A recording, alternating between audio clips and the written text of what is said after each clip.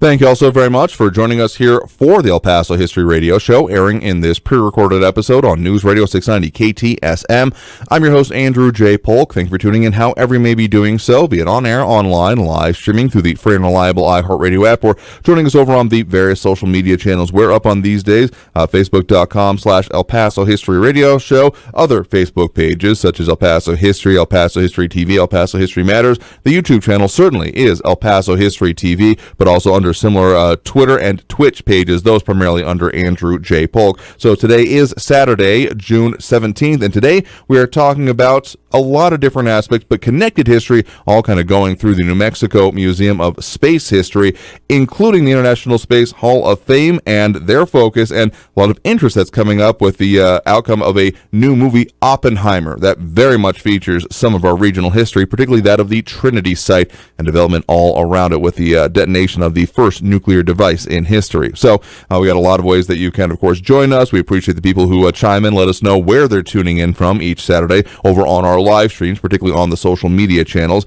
But in any case, this is the place where we say Texas history begins in El Paso. And we do have a history moment today at the top of hour 2 from documentary filmmaker Jackson Polk, talking this week about the history of the Sun Bowl and, of course, the game that shares the same name. So joining us here in studio today, we are joined by Chris Orwoll, Executive Director with the New Mexico Museum of Space History. Thank you very much for joining us here today. And thank you very much, as always, for having me on. Absolutely happy to have you on to talk about these things because, anytime I can, it's been a minute, I'll admit, that I've been able to head up to you all, but the, shining box on a hill is a basic, if accurate way to put it. Yeah, definitely. Yeah, that golden cube up there, which definitely, I love the glow of that thing in the sunset every day. Oh, yeah. You know what I've never seen? I've always, going up there earlier in the day, so I've never seen it in the sunset, so that's something I got to do. But, unique location, unique area, and, of course, the unique history that we deal with in our region, because, you all are not even just focused on, when I was going there was a lot of, this is what was happening, versions of rockets, and, some mention of what was going on with, to date myself, the shuttle program at that point in time. But, of course, there's been a whole lot of things that have continued going on and a whole lot of changes in programming that you all have been constantly doing to keep up with it, right? Oh, yeah, most definitely. Always in our education programs, we're developing new demonstrations. We're developing new, whether it's camps, outreach programs that we do all over the state of New Mexico. Heck, we do it well into western Texas. We do a ton of stuff down here in El Paso and then also into western Texas.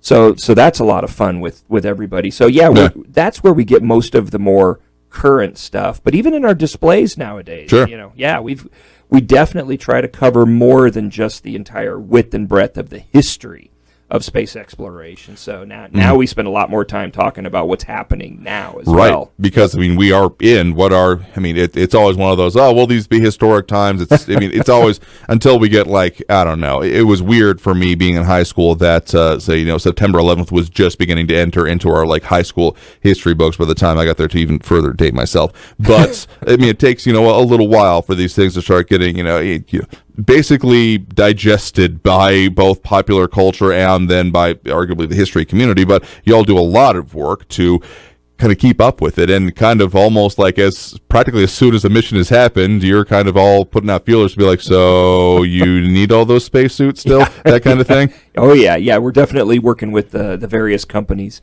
trying to get artifacts out of it, whether that is SpaceX, whether that's Blue Origin, whether that's Virgin Galactic, etc.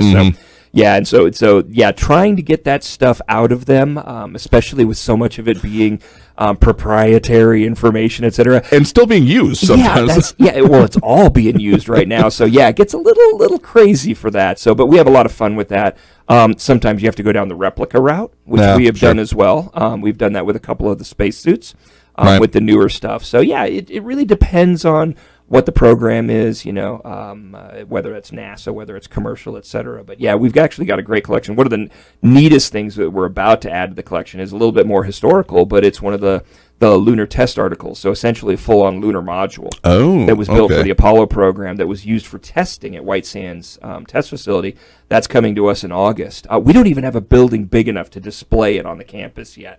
Oh, That's a few years down the road, but we're going to have it in storage over at our Museum Support Center, and then we're going to take special groups over there to be able to go ahead and see that lunar test. Because, I mean, we do have an example of, for those looking over on our social media with all the pictures that we're popping up, this is a bit of an example of, well, what the grounds had looked like previously. There's actually been a lot of work that y'all are doing on the grounds due to both changes, like these kind of things you're mentioning, and also out of some necessity because of weather-related issues, right? Yeah, a year ago in July, we actually had a major flooding casualty where there was a rainstorm that parked itself right over the mountainside above the museum. Boulders coming down through one of the arroyos dammed it up, and then it diverted the water, and it came through our rocket park, and it washed out all of the xeriscaping, the retaining walls, moved some of the artifacts. When I talk about artifacts in there, these are big items. I mean, again, the example of it here, we've got, a lot of these, different test launch vehicles, including some of the engines here. So, I mean, there's all the artifacts intact at this point? Yeah, okay. None of the, thank goodness, none of the artifacts were damaged. Moved, yes. Damaged, no. Okay. So they've all been moved out of the way. All the work is in progress now, repairing everything in there. Getting all, as people may see in the pictures here, the black rock no longer exists. It's all red now. Okay. New retaining walls, etc., and actually some new concrete pads as well, because we're adding in a whole new observatory out there as well for our astronomy programs, which are taking off. Excellent. So, and no pun intended there, of course. Actually, yes, pun intended. Pun intended in this case here, because, again, y'all are focused on the education, commemoration, and even, again, preservation of the ongoing history there as well. So there's a lot going on, a lot that you all are focusing on, and, of course, galleries and openings and things that you'll have going on with that, but also summer programming coming up specifically, right? Yeah, so this year we've done camps a lot in the past, so and then we came out of the pandemic, we stopped doing camps there for a while. We probably will start them up again next year. This year we're doing a series of outreach programs around the state. And so those are things that are arranged with libraries, with community groups, with schools. And so we're actually trying something very different this year. So whereas, with the camp programs, the problem there, it's mostly for the local children, local school kids. Because we don't do overnight camps. They're just day camps. So, gotcha. So what we're trying to do is see if we can create summer programs and outreach programs that reach out to more children throughout the state. So, it's kind of a new thing for us. And we'll see how it goes. We're planning on trying to increase the staff and bring back both camp programs and the outreach program next year. Right now, we don't have the staff to do both. So we're kind of trying the outreach. And so, I mean, among the staffing and, again, even just facilities part of this you're all talking about, as much as, I mean, like, you've got the exhibits that exist within the building that we're talking about, but the building itself has, a level of, you got to make some choices with all of the stuff that you'll have. So you have essentially some warehousing, archive space for a lot of this stuff to be in while you're still deciding, like, how you're going to display it, among other things, right? Yeah. Well, as you say, one of our missions is preservation as well. So we have tens of thousands of artifacts. A small percentage are on display in the museum. And the nice thing about having all those other artifacts is then we're allowed to rotate things out. But that also, we maintain a research library and archives, etc. But a lot of the things that are in our collection will probably never be seen by the public except for online. We're building all the imagery for that right now. Oh, excellent. Okay. But that is one of our charters, is to preserve items as well. And so we do have a large warehouse on the other side of town, very large. Which is also where we have a shop that we can work on exhibits and restoration. We have a boneyard over there. It's an outdoor storage area. Oh, really? Okay. We actually have ballistic missiles inside that boneyard, as well as aircraft, etc. And then we have an archives building on the campus where that's the climate-controlled area for the more sensitive items. If you just think like spacesuits and paper objects, fabrics, things like that require a lot more climate control rather than just sitting over in a warehouse. Yeah, like not everything is done, like, again, even with the changes in the way you're putting at the rocket park, not everything can sit outside in the sun and weather and is, not clad in metal, among other things. And we've all have had some examples, including some of the popular culture examples, because not even just the, what has existed, what have been the artifacts, but also in the, popular culture, the different ideas and concepts of, like, speaking of, space suits, hazmat suits, etc. Those kind of things have also been, an increasing part of y'all's archive as well. Yeah, exactly. So, in fact, actually, one of the fun things is this December, finally, we were supposed to open it last year. Right. I had a health issue with my family, so with my mom, and so I was out on family medical leave most of last year. So that delayed, we basically just pushed everything back a year. And so, in any case, the Sci-Fi Sci-Fact exhibit is finally going to open up this December, but we're still collecting for that one. And, the idea of that exhibit, a lot of people think about, just the space exploration side, forgetting that even like the Apollo astronauts, when they talked about what their inspiration was for getting into space exploration, Buck Rogers, to a person, they mentioned that.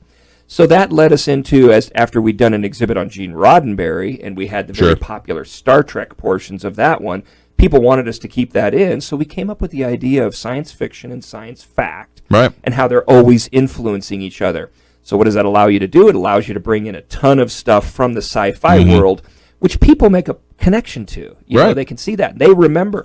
If you talk to people in NASA now, so many of them were influenced by Star Trek. And Star Wars and things like that. So yeah, we're going to bring in a lot of those sort of things. So yeah, whether it's popular shows and movies, whether you know, Galaxy Quest, Star Wars, TV shows like Eureka, Warehouse 13. Just about everything is going to be in this. First editions of Jules Verne and H.G. Wells and Robert Heinlein. Things like that. And then trying to make the connection, maybe showing something that was in science fiction, and then something that came out of it and was developed into, in the science fact world. And then also talking about things like whether it's Passengers or Martian or movies like that, where developments that are happening in the real world are influencing what the people writing science fiction and creating science fiction use in their stories. So, very true. I mean, a feedback loop definitely exists, because you got to have something exist, to bring it into reality, it has to be conceived of first. And so it's often argued that sometimes, in the best of circumstances, sci-fi can be, the first draft of future history. Yes. Sometimes. To borrow a phrase there as well. Heck. Science fiction writers talked about, Lagrange points, where we park satellites and stuff. That was science fiction that became science reality, so, Absolutely. Still working on that teleporter, though. But but again, some of the things that you all focus on, and a lot of overview of what they got going on at the New Mexico Museum of Space History. And, I mean, just a lot of things you all got going on. And some of the things we're going to talk about over the course of this couple of hours is, of course, the things that y'all got going on. Also, again, with the International Space Hall of Fame. But also, of course, y'all do those tours out at the Trinity Site, or a part of them. And, of course, a lot of interest in that coming up. And so we'll delving into some of that history, the development in our region, and how that also plays into other concepts like the New Mexico Space Trail. So, again, joining us here in studio right now, Chris Orwoll, Executive Director for the New Mexico Museum of Space History. Going to talk a whole lot more about that, their history, their events, and what they're doing with all of these subjects. So stay tuned. We're going to take that first break of this hour right now. So back after this with more on the El Paso History Radio Show here on News Radio 690 KTSM. You are listening to the El Paso History Radio Show, streaming on Facebook, where you can find archive radio programs. The El Paso History Radio Show also streams on the Facebook page Remember in El Paso When, run by Chief Administrator Barbara Gibbon-Bainey, known as BGB. Check out that page for thousands of archived pictures and videos of El Paso history. Remember in El Paso When on Facebook. The El Paso History Radio Show also streams on Saturday mornings on our YouTube channel, El Paso History TV. Go to youtube.com/El Paso History TV for archives of the El Paso History Radio Show. Also on that YouTube channel, you can see for free many other videos, documentaries, and lectures about El Paso area history at youtube.com/El Paso History TV. Additionally, watch a dozen TV documentaries about El Paso history for free there on our YouTube channel. This includes Legends of El Paso's Mountains, Gunfights of the Old West, El Paso's Waco Tanks, Mexican Revolution sites in El Paso, and 8 more TV documentaries produced by El Paso filmmaker Jackson Polk since 2001.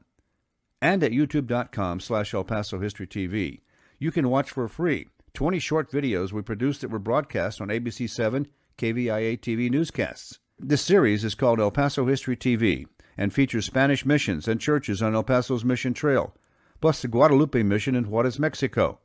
That church was built in 1659 and is the oldest known adobe building on the El Paso Juarez Valley. It still welcomes Catholic worshipers today. Go to El Paso History TV on youtube.com. You're listening to the El Paso History Radio Show, streaming on Facebook, where you can find archive radio programs. The El Paso History Radio Show also streams on the Facebook page Remember in El Paso When, run by Chief Administrator Barbara Gibbon-Bainey, known as BGB. Check out that page for thousands of archived pictures and videos of El Paso history. Remember in El Paso When on Facebook. The El Paso History Radio Show also streams on Saturday mornings on our YouTube channel, El Paso History TV. Go to youtube.com/El Paso History TV for archives of the El Paso History Radio Show. Also on that YouTube channel, you can see for free many other videos, documentaries, and lectures about El Paso area history at youtube.com/El Paso History TV. Additionally, watch a dozen TV documentaries about El Paso history for free there on our YouTube channel. This includes Legends of El Paso's Mountains, Gunfights of the Old West, El Paso's Waco Tanks, Mexican Revolution sites in El Paso, and 8 more TV documentaries produced by El Paso filmmaker Jackson Polk since 2001. And at youtube.com/El Paso History TV, you can watch for free 20 short videos we produced that were broadcast on ABC 7 KVIA TV newscasts. This series is called El Paso History TV and features Spanish missions and churches on El Paso's Mission Trail, plus the Guadalupe Mission in Juarez, Mexico. That church was built in 1659 and is the oldest known adobe building on the El Paso Juarez Valley. It still welcomes Catholic worshipers today. Go to El Paso History TV on youtube.com. You're listening to the El Paso History Radio Show streaming on Facebook, where you can find archive radio programs. The El Paso History Radio Show also streams on the Facebook page Remember in El Paso When, run by Chief Administrator Barbara Gibbon-Baney, known as BGB. Check out that page for thousands of archive pictures and videos of El Paso history. Remember in El Paso When on Facebook. The El Paso History Radio Show also streams on Saturday mornings on our YouTube channel, El Paso History TV. Go to youtube.com/El Paso History TV for archives of the El Paso History Radio Show.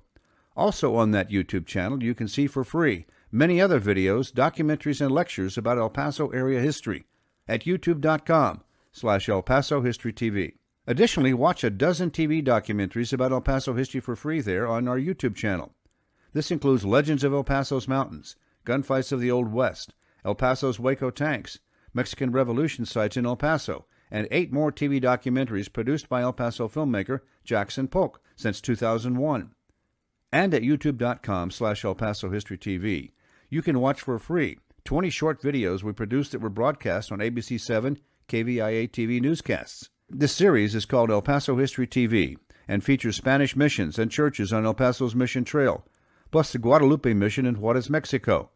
That church was built in 1659 and is the oldest known adobe building on the El Paso Juarez Valley. It still welcomes Catholic worshipers today. Go to El Paso History TV on youtube.com. Thank you all so very much for joining us here for the El Paso History Radio Show, airing in this pre-recorded episode on News Radio 690 KTSM. I am your host, Andrew J. Polk. We are the El Paso History Radio Show over on Facebook. Go there for our weekly promo announcements each and every week on the topics of what's coming up on the program in the coming week. Also, our YouTube channel, youtube.com/El Paso History TV, where you can find both these series, the shows that we got going on to previous ones, but also the entire series of El Paso Gold DVDs, covering more than the last couple of decades of history production in and around the region, uploaded completely for free for view at your leisure, plus the more recent 20 ABC7 TV series segments from El Paso History TV, kind of delving into topics, explorations, and kind of presenting these ideas of what may seem basic, but for the next generation. Bernie Sargent in front of the camera for a lot of that. I was behind it for a lot of it, putting together and doing the editing on that. You can also find us on some of the other partner pages we have, including Remember in El Paso, when they're on pause this weekend for the Father's Day holiday, but don't worry, we'll be back up there and probably posting as soon as they let us post again. In any case, also a reminder to support some of our advertisers that are very much involved with and supporting the continuation and exploration of El Paso history in both the area and the region overall. Of course, Pepe's Restaurant in Canutillo, open for in-house dining, 6761 Donovan Drive. You can call Pepe's at 915-877-2152. That's 915-877-2152 for their current hours and availability. I will not be headed out there this weekend, as I'll actually be out of town during our airing, but please make sure to support them and all of our advertisers helping keep the continuation and talking of El Paso history in our region alive. But again, joining us here in studio right now, we do have Chris Orwoll, Executive Director for the New Mexico Museum, Museum of Space History. And one of the things that realized that we touched on a lot of the aspects of what you all are doing out there, ongoing programming, exhibitions, how you all even think about it, trying not to directly steal from SpaceX or Virgin Galactic as much as it may be tempting to. But you all, of course, have other ways to come out and experience things, as much as the exhibits and the way that you have the layout of the museum is a very unique one. You also have that New Horizon Dome Theater and Planetarium. Yeah, so just down the hill from the giant golden cube on the side of the mountain, right? Yeah, is our Tombaugh building, which has the New Horizons Dome Theater in it. We show both planetarium shows in there, sure, which can be either a movie or a live star show. And then we show giant screen films in there as well. So that can be just about anything, whether it's scientific. Can also be we do a lot of travelogue type films, where they take you to a location or an experience. Okay. Like in the situation right now, the two films that we've got showing, Serengeti and Astronaut Ocean to Orbit. I mean, no relation whatsoever between those two films. Sure. But yeah, Serengeti, telling the story of the wildebeest migration, the giant wildebeest migrations that occur every year across Africa. Okay. And not only, what the wildebeest are going through, but kind of why this occurs, what happens with nature, the other animals that they encounter along the way, whether they be predators or just other creatures. And the visuals in that film are absolutely stunning. As you can imagine, just think, sunsets in Africa and, large aerial shots of millions upon millions of wildebeest migrating, across the plains. And then the other movie that we're showing, Astronaut Ocean to Orbit, is telling about how astronauts train for doing spacewalks up in space. So, the two biggest ways, or really the biggest way, is the Neutral Buoyancy Lab, which is a gigantic swimming pool that they have down there at the Johnson Space Center, the Neutral Buoyancy Lab. And so they utilize that with gigantic sections of the space station, not the real ones, the replicas in there, that they can operate around, and essentially they're in a spacesuit. They're neutrally buoyant, so if you push off on something and you're in the water, you're going to move the other direction, just like you do in space. So, it's not a 100% accurate recreation, because until we get those anti-gravity technologies finally up and running, we'll see what happens there. It still is it's the closest you can get, because, people may think, well, what about that plane that does that thing where you go weightless for a little while, the so-called vomit comets? Sure, you can get a little bit of the experience of what it is to be truly weightless, or at very least, again, the closest approximation you're going to get within the gravity well. Anyway, that one only lasts for like a minute at most, 40 seconds? Yeah, 30 to 40 seconds. So, and if you can imagine the nightmare that they went through in Apollo 13 when they filmed that movie, and they had to do each of those scenes in tiny little segments because they were using that vomit comet to provide that microgravity, So people think up in space, they're weightless. No, actually, it's still a gravity environment up there. You're just experiencing microgravity because of the way that the spacecraft orbits around the Earth. If you want to get technical about it, you are falling as fast as you are moving it forward as fast as you are falling. Bingo, basically. That's exactly it. Yep, so if you could shoot a bullet that could go fast enough that it was constantly falling down at the same curvature of the Earth, that's essentially what you're doing when you're orbiting the Earth.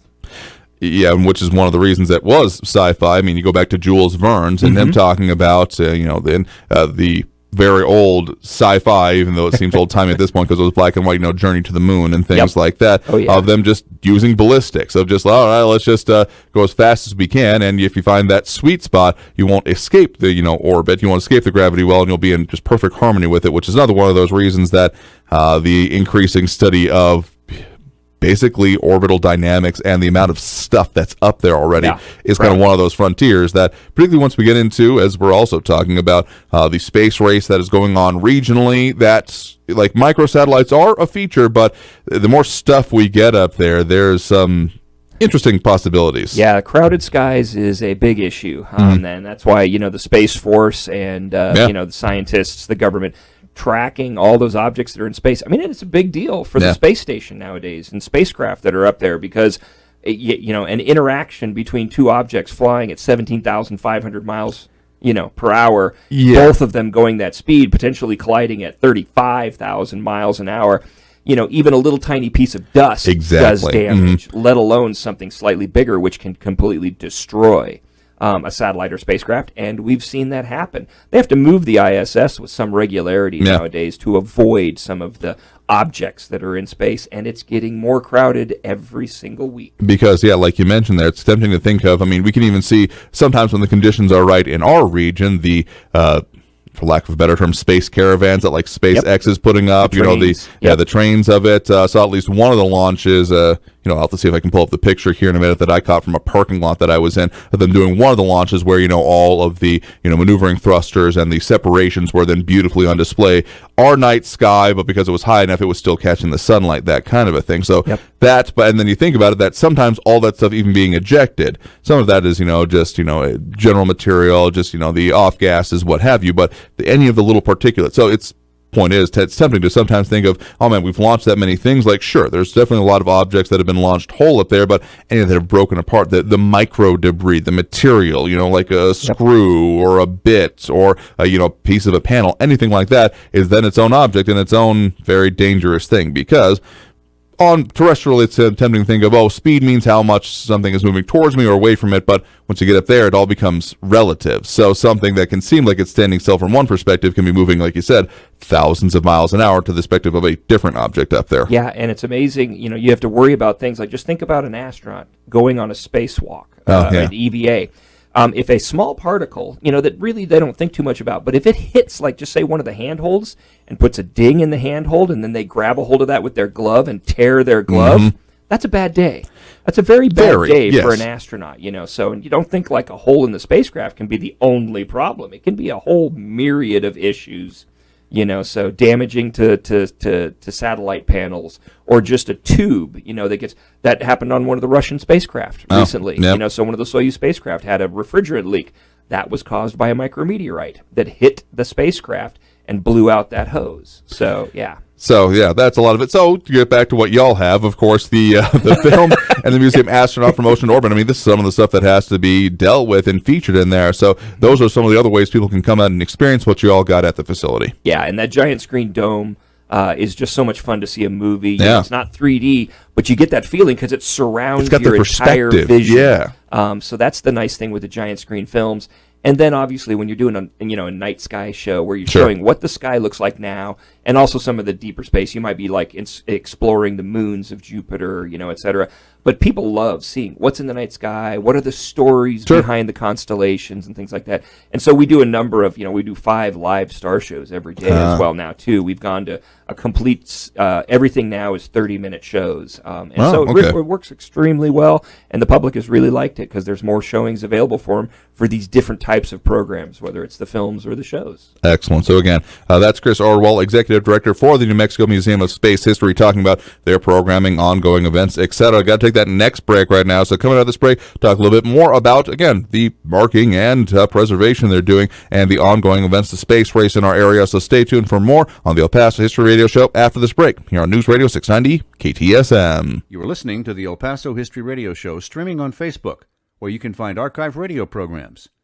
The El Paso History Radio Show also streams on the Facebook page Remember in El Paso When, run by Chief Administrator Barbara Gibbon-Bainey, known as BGB. Check out that page for thousands of archived pictures and videos of El Paso history. Remember in El Paso When on Facebook. The El Paso History Radio Show also streams on Saturday mornings on our YouTube channel, El Paso History TV. Go to youtube.com/El Paso History TV for archives of the El Paso History Radio Show. Also on that YouTube channel, you can see for free many other videos, documentaries, and lectures about El Paso area history at youtube.com/El Paso History TV. Additionally, watch a dozen TV documentaries about El Paso history for free there on our YouTube channel. This includes Legends of El Paso's Mountains, Gunfights of the Old West, El Paso's Waco Tanks, Mexican Revolution sites in El Paso, and 8 more TV documentaries produced by El Paso filmmaker Jackson Polk since 2001. And at youtube.com/El Paso History TV, you can watch for free 20 short videos we produced that were broadcast on ABC 7 KVIA TV newscasts. This series is called El Paso History TV and features Spanish missions and churches on El Paso's Mission Trail, plus the Guadalupe Mission in Juarez, Mexico. That church was built in 1659 and is the oldest known adobe building on the El Paso Juarez Valley. It still welcomes Catholic worshipers today. Go to El Paso History TV on youtube.com. You're listening to the El Paso History Radio Show streaming on Facebook, where you can find archive radio programs. The El Paso History Radio Show also streams on the Facebook page Remember in El Paso When, run by Chief Administrator Barbara Gibbon-Bainey, known as BGB. Check out that page for thousands of archived pictures and videos of El Paso history. Remember in El Paso When on Facebook. The El Paso History Radio Show also streams on Saturday mornings on our YouTube channel, El Paso History TV. Go to youtube.com/El Paso History TV for archives of the El Paso History Radio Show. Also on that YouTube channel, you can see for free many other videos, documentaries, and lectures about El Paso area history at youtube.com/El Paso History TV. Additionally, watch a dozen TV documentaries about El Paso history for free there on our YouTube channel. This includes Legends of El Paso's Mountains, Gunfights of the Old West, El Paso's Waco Tanks, Mexican Revolution sites in El Paso, and 8 more TV documentaries produced by El Paso filmmaker Jackson Polk since 2001. And at youtube.com/El Paso History TV, you can watch for free 20 short videos we produced that were broadcast on ABC 7 KVIA TV newscasts. This series is called El Paso History TV and features Spanish missions and churches on El Paso's Mission Trail, plus the Guadalupe Mission in Juarez, Mexico. That church was built in 1659 and is the oldest known adobe building on the El Paso Juarez Valley. It still welcomes Catholic worshipers today. Go to El Paso History TV on youtube.com. You're listening to the El Paso History Radio Show streaming on Facebook, where you can find archive radio programs. The El Paso History Radio Show also streams on the Facebook page Remember in El Paso When, run by Chief Administrator Barbara Gibbon-Bainey, known as BGB. Check out that page for thousands of archived pictures and videos of El Paso history. Remember in El Paso When on Facebook. The El Paso History Radio Show also streams on Saturday mornings on our YouTube channel, El Paso History TV. Go to youtube.com/El Paso History TV for archives of the El Paso History Radio Show. Also on that YouTube channel, you can see for free many other videos, documentaries, and lectures about El Paso area history at youtube.com/El Paso History TV. Additionally, watch a dozen TV documentaries about El Paso history for free there on our YouTube channel. This includes Legends of El Paso's Mountains, Gunfights of the Old West, El Paso's Waco Tanks, Mexican Revolution sites in El Paso, and 8 more TV documentaries produced by El Paso filmmaker Jackson Polk since 2001. And at youtube.com/El Paso History TV, you can watch for free 20 short videos we produced that were broadcast on ABC 7 KVIA TV newscasts. This series is called El Paso History TV and features Spanish missions and churches on El Paso's Mission Trail, plus the Guadalupe Mission in Juarez, Mexico. That church was built in 1659 and is the oldest known adobe building on the El Paso Juarez Valley. It still welcomes Catholic worshipers today. Go to El Paso History TV on youtube.com.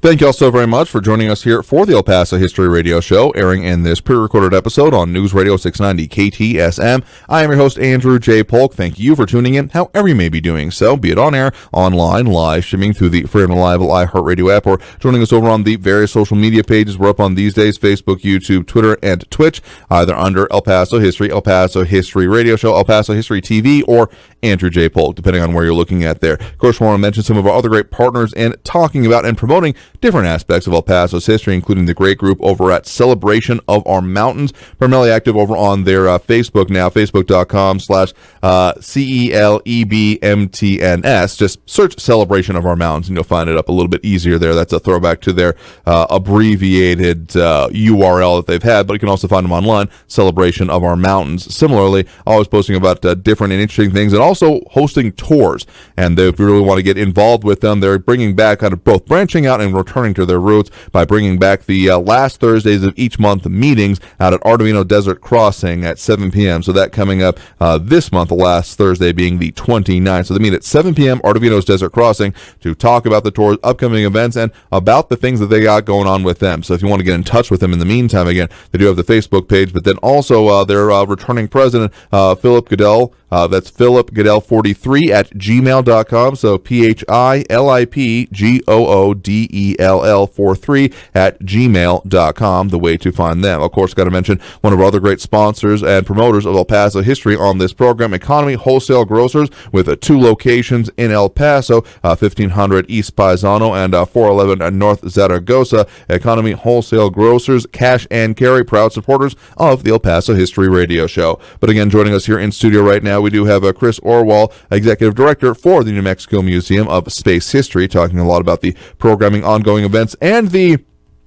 I'm not going to call it tomb raiding, but because it's not in that way, but the very much what can you give us and how soon can we get it type of situation going on, as you all are marking it again, continuing to preserve almost as soon as it's done being used, or even beforehand. I'm sure you wouldn't mind when it comes to what's going on with the space race, the modern version of it, the billionaire space race, as it's sometimes been getting called, both the aspects going on, kind of across the region. I mean, we got a lot of it around us, but a little bit further on, like, of course, SpaceX down, further towards the Gulf Coast here in Texas, Boca Chica and those areas, but then on either side of us, conceptually anyway, both up in New Mexico and then a little bit further east in Texas, right near us, we've got, of course, respectively, Virgin Galactic and Blue Origin. Oh, yeah. So in any case, the commercial space realm, business, whatever the heck you want to call it, is alive and well. So we're seeing huge amounts of not only operations but growth in our area.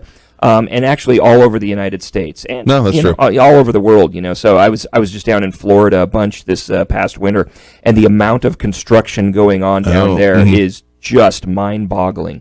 And we see it around here as well with, the growth of, whether it's Virgin Galactic up at Spaceport America and them about to start really getting into, frequent flights with paying passengers. Right. And then we got Blue Origin, 2.5 hours from us, where we are at the museum, just the opposite direction. Oh, sure. And what they're doing as well, with their New Shepard spacecraft and the suborbital flights. And then they're building up for New Glenn flights out there in Florida, launching at Cape Canaveral and then at Kennedy Space Center. But yeah, and then what SpaceX is doing with the new Starship, to me, that is just absolutely phenomenal. What they've already managed to do with the Falcon rockets has been, absolutely transformational in the space realm. But, Starship now, with what's going on with its launches just down there, not too far away, down at the southern tip of Texas, I think is going to be just as revolutionary once they finish getting through all the little quirks and issues. And I mean, yeah, we've had some notable things going on in, in news media, including the one that, did blow up, but was still considered overall a success because it's that more than incremental, but the stepping stone movement towards it. No, there wasn't it'll blow up when you're on it, it's fine. No, but it's okay, we've got everything up to that phase and now we can work on that next stage of it, essentially, in a very basic kind of aspect of it, because getting it more and more figured out. When it came to the Falcon rockets themselves, we got that one great picture that we popped up there of them landing 2 at once in one space, and there was one point in time in the last couple of years that Elon Musk, in his case, tweeted out about the rarest thing in the world, a returning and reusable rocket booster, because they usually don't do that. Yep, exactly. So, and what your folks, were seeing there in that picture with the two boosters landing side by side, that's straight science fiction becoming science fact. Like, I have seen, movies that show that exact type of scenario that exact happening. Thing, So, and that's one of the fun things that we're trying to tell in that new exhibit as well. Sure. So, but yeah, there's so much going on. There's actually a couple of neat things. If you take a look at what's going on in the commercial industry right now, it actually harkens back to the 1950s and 60s, and how frequently we were testing, having problems. Remember how much discussion there was about Flopnik and all the explosions on the pads that was going on? Sure. But we were progressing along. Guess what the commercial industry is doing now? That exact same thing. They're willing to accept that risk, not with people on board, but with the rockets themselves, the engines, and the testing. The other thing that you see going on right now, so we're living through a very historical moment. If you go back 100 years ago, what was kind of on the cusp of becoming somewhat routine? Right. Aviation. Exactly. But it was still a rich person's playground at that point in time. And so they were still learning and trying to figure out, commercial airliners didn't exist at this point in time 100 years ago. Well, commercial space liners don't exist at this point as well, but it sure looks like we're headed that direction. As I think about it, my kids are going to experience, more affordable space flight in their lives because of what's going on right now, So that's a very neat thing. And hence, like you said, why we're trying to collect these items. Sure. As they get utilized now, because there also was a big problem during the Mercury, Gemini, and Apollo programs where they were developing these different programs and moving through them so quickly that a lot of stuff just got thrown away. Oh, okay. Thrown away and not preserved. And so sometimes it was accidental, sometimes it was technicians. I mean, we've got EKG strips on display in our collection that were John Glenn's heartbeat when he flew that first orbital flight and wrote a book about it eventually, so of all the letters he'd got, Sure. So I heard your heartbeat. In any case, though, but because they threw them away in the dumpster, and one of the techs dumpster dove them afterwards, and now they're on display in that big case that you see there in the picture online. Because I mean, if you're having what do we need to do next? Let's get the technical things figured out. You may think okay, let's just this is used. We don't need it anymore. Let's get it out of the way. And then it takes someone being like, wait. No, hold up. That one's important. Can we get that, like that aspect? So that's the kind of role that you all are playing, or trying to anyway, when it comes to this. Even if again, there's a lot of technical considerations and stuff still in use. Yeah, exactly. So I mean, we're talking to Boeing about Starliner and some of the spacesuits, because Starliner is supposed to land and actually has already twice in the Tularosa Basin within view of the museum. And then we're also talking with Virgin Galactic about getting spacesuit and engines from their spacecraft. They're very positive about that, and we're going to get some, here Excellent. in the near future. So yay! And then we need to do the same thing with Blue Origin and SpaceX with their suits. We're working right now on a replica of a SpaceX spacesuit. So there's just issues there with trying to get permission from them, etc. Sure. So yeah. I mean, again, a lot of in-process things, and I mean, the tech keeps moving along here. One of the interesting things that always strikes me when we're talking about the way it works here, I mean, people may be thinking, okay, so what's going on here versus, Gulf Coast, Florida, those kind of things, that basically that some of the more commercial aspects of it and low orbital, or not even suborbital would be the better way to put it, is what's coming here, because the phrase that we've used previously is that first mile's free, because coming up here, but the real heavy stuff, like anything we're talking about with like the Starship or the super heavy lifters, that are very much in, I think, some recent contracts, in fact, even being awarded for that, specifically for more of the, let's call it, industrial scale use of space technology, both for governmental and potential, commercial aspects of it as well. You want to do that over water for the most part, is the way it kind of works out. Well, when you're talking about launching vehicles going up into orbit or going up into deep space, you're going to have multiple stages. And so if you're going to be dropping stages back towards Earth, doing that over land is a little problematic. People don't like big, gigantic rocket stages landing in their backyards. And so that's why a lot of the stuff here locally is suborbital. But there's still the work on single stage to orbit that is going on. And so that eventually, if that becomes truly a reality, then you might see more of those type of launches from this high altitude, because then it starts to make sense. But yes, in the current situation, whether you're talking about SpaceX's Falcon rockets, whether you're talking about Blue Origin's New Glenn, whether you're talking about, Starship launching in Boca Chica, those are multiple stage rockets, and you got to launch them near water and just dump those stages down into the water where they sink down into it. So because, once again, Starship is part of NASA's goal to get to the moon. That's a big piece of it. It's basically half that program. Yeah, no, that's true. And some of the, again, exciting developments coming with this. But again, joining us here in studio right now, Chris Orwoll, Executive Director of the New Mexico Museum of Space History. Got to take that next break right now. Coming out of this break, a little bit more on their preservation and upcoming exhibits. So stay tuned for more on the El Paso History Radio Show after this break here on News Radio 690 KTSM. You are listening to the El Paso History Radio Show, streaming on Facebook, where you can find archive radio programs. The El Paso History Radio Show also streams on the Facebook page Remember in El Paso When, run by Chief Administrator Barbara Gibbon-Baney, known as BGB. Check out that page for thousands of archived pictures and videos of El Paso history. Remember in El Paso When on Facebook. The El Paso History Radio Show also streams on Saturday mornings on our YouTube channel, El Paso History TV. Go to youtube.com/El Paso History TV for archives of the El Paso History Radio Show. Also on that YouTube channel, you can see for free many other videos, documentaries, and lectures about El Paso area history at youtube.com/El Paso History TV.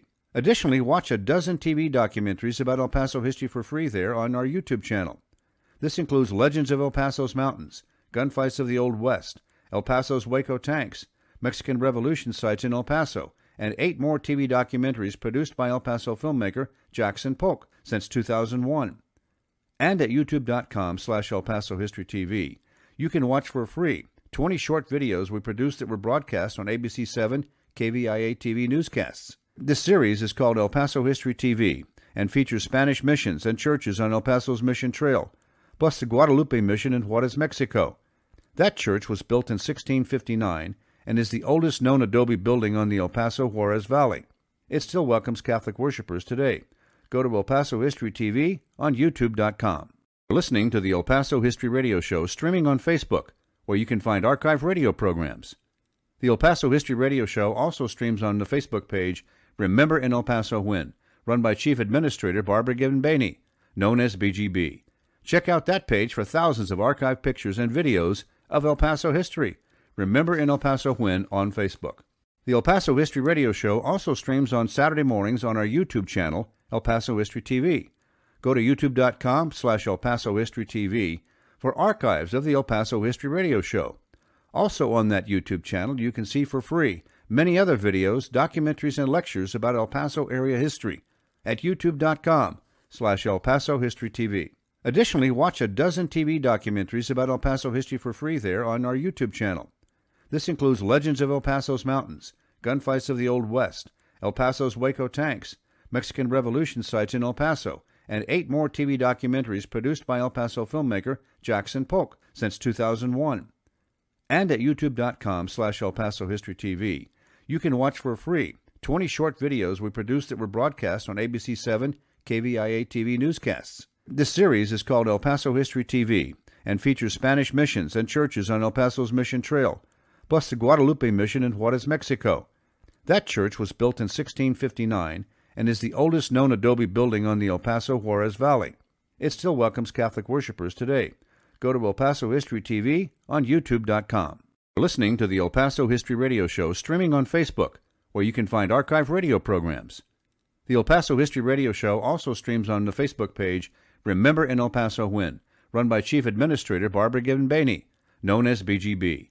Check out that page for thousands of archived pictures and videos of El Paso history. Remember in El Paso When on Facebook. The El Paso History Radio Show also streams on Saturday mornings on our YouTube channel, El Paso History TV. Go to youtube.com/El Paso History TV for archives of the El Paso History Radio Show. Also on that YouTube channel, you can see for free many other videos, documentaries, and lectures about El Paso area history at youtube.com/El Paso History TV. Additionally, watch a dozen TV documentaries about El Paso history for free there on our YouTube channel. This includes Legends of El Paso's Mountains, Gunfights of the Old West, El Paso's Waco Tanks, Mexican Revolution sites in El Paso, and 8 more TV documentaries produced by El Paso filmmaker Jackson Polk since 2001.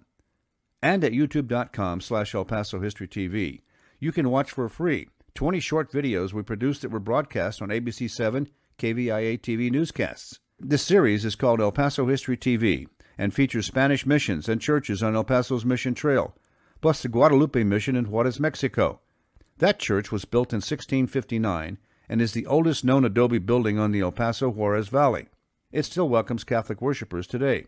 Go to El Paso History TV on youtube.com. Welcome back to the El Paso History Radio Show, airing in this pre-recorded episode on News Radio 690 KTSM. I am your host, Andrew J. Polk. Thank you for tuning in, however you may be doing so. And, of course, got to talk about some of our other partners in talking about different aspects of local and El Paso history, specifically Rick Kern's music podcast, Talk and Rock Radio. Find him over at talkandrockradio.com. That's talkandrockradio.com. With a whole lot of memories, remembrances, different commemorations, and talking about performances, acts that came through the area, the venues that they used. One of the most recent ones with the Box Tops on The Letter Made Me Cry Like a Baby, and also previously Rick Levy, the busiest musician I know, and Grenade Duffy, Hot Blues on the Emerald Isle. A lot of remembrances and a lot of things that they talk about over there. So go check that out again at talkandrockradio.com. That's talk, androckradio.com. But again, joining us here in studio, we do have Chris Orwoll, Executive Director for the New Mexico Museum of Space History.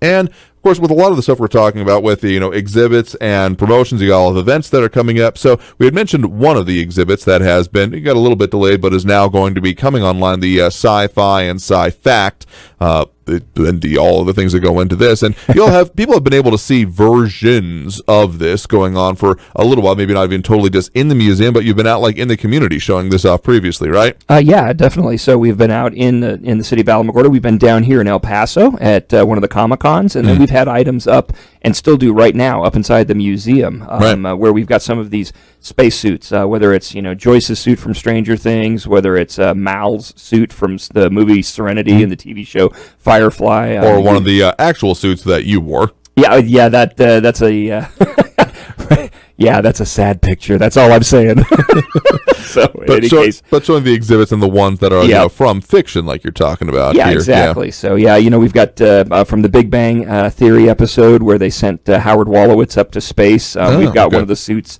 from that as well. So and then we've just picked up suits from For All Mankind, Galaxy Quest. We've got a number of different ones. Starship Troopers. Iron Man.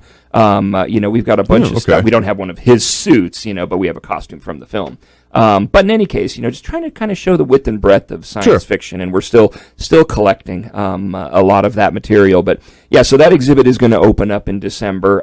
But we're actually starting to put elements of that exhibit in place now. It'll kind of phase in between now and December, and then by the mid-December when we open up the exhibit, then everything will be fully in place and we'll do an official opening at that point in time. But yeah, the first thing that's going to go into the exhibit is the new spacesuits. And so we've got 6 gigantic clear plexiglass spacesuit cases that are going in that area. And so those will go in and then over the summer. And that will be the first part of that exhibit. If you don't mention the Star Trek stuff that's already in there, and we've already got all that really neat Star Trek stuff where we've got the transporter pad and we've got props from the original TV show. I mean, if you're for your folks online, they're seeing the actual Tribble and the Enterprise encased in acrylic from the Cat's Paw episode. That was their Halloween episode one year. And so those, those are a lot of fun. People love seeing that, and trying to keep those items in place is why we came up with the science fiction, science fact, the sci-fi, sci-fact exhibit concept. But that's one of 3 exhibits we're trying to open up this year. Yeah. So the other 2 are actually revisions and remodelings of existing galleries. So our Rockets, Missiles, and Motors gallery, and then also our satellite gallery, which you probably don't even have pictures of because it's been dark for so long. Right. But in any case, in the satellite gallery, some of the neat things in there is that right now being constructed for us, and it will be installed at the end of the summer. So we may actually have to open up the gallery area early. Is a whole new interactive that has to do with satellites, sensors, and selfies. And so it gives you a chance to see yourself in both visual, infrared, and ultraviolet lights. And so kind of the way that different telescopes, different satellites look at either Earth or a planet or deep space objects, it shows you why they do these different things, because visually you may not be able to see something, but with infrared you may be able to see through dust and other things like that. And see heat signatures, etc. So that'll be one of the fun new additions in the satellite gallery, as well as a whole exhibit on GPS in that gallery that we're working with the Air Force on as well. So because they have done so much of the development for GPS and the creation for it, I should say now the Space Force. Of course, In any case, though, and then the other gallery, like I said, is Rockets, Missiles, and Motors. And the first thing that we did for renovating that gallery was to close off all the windows. In the gallery, there was 100 feet of windows all the way around. The building is absolutely beautiful from the outside, but not so good for the objects on the inside with all the windows. Okay, that makes sense. And so some of the galleries, if we want to put more sensitive objects in place inside those galleries, think spacesuits, think think things that are cloth, paper, etc.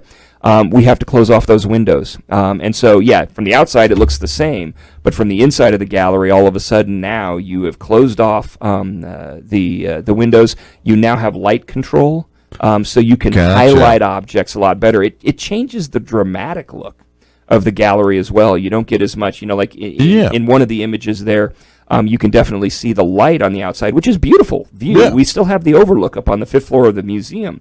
But you don't need that on every single floor, and you need to help preserve the object. Yeah, kind of the example between this one on one of the maneuvering vehicles, previous examples you've had, to then that gallery of human spaceflight. The way that the lighting is just different there on its own. Yeah, and that gallery used to be also 100 feet of windows on each on the across the entire front of the gallery. So, and there's no way on God's green earth that we would have put spacesuits in there with the New Mexico sun shining in on it in the afternoon. In fact, actually, there is one spacesuit in there on display that was getting indirect sunlight through a small opening, and we use that to actually show people the damage that sunlight can do. Degradation that can happen. Yeah, Wow. yeah. So because we have the pictures of what it looked like originally and what it looks like now, and so it's one of those things that everybody learns over time, kind of thing. So and the museum learned a lot of years ago, but the damage was already done, So but now can have a teaching purpose, so it's not totally lost there anyway. Yeah. So, tell you what, we got to take that next break right now. Again, Chris Orwoll,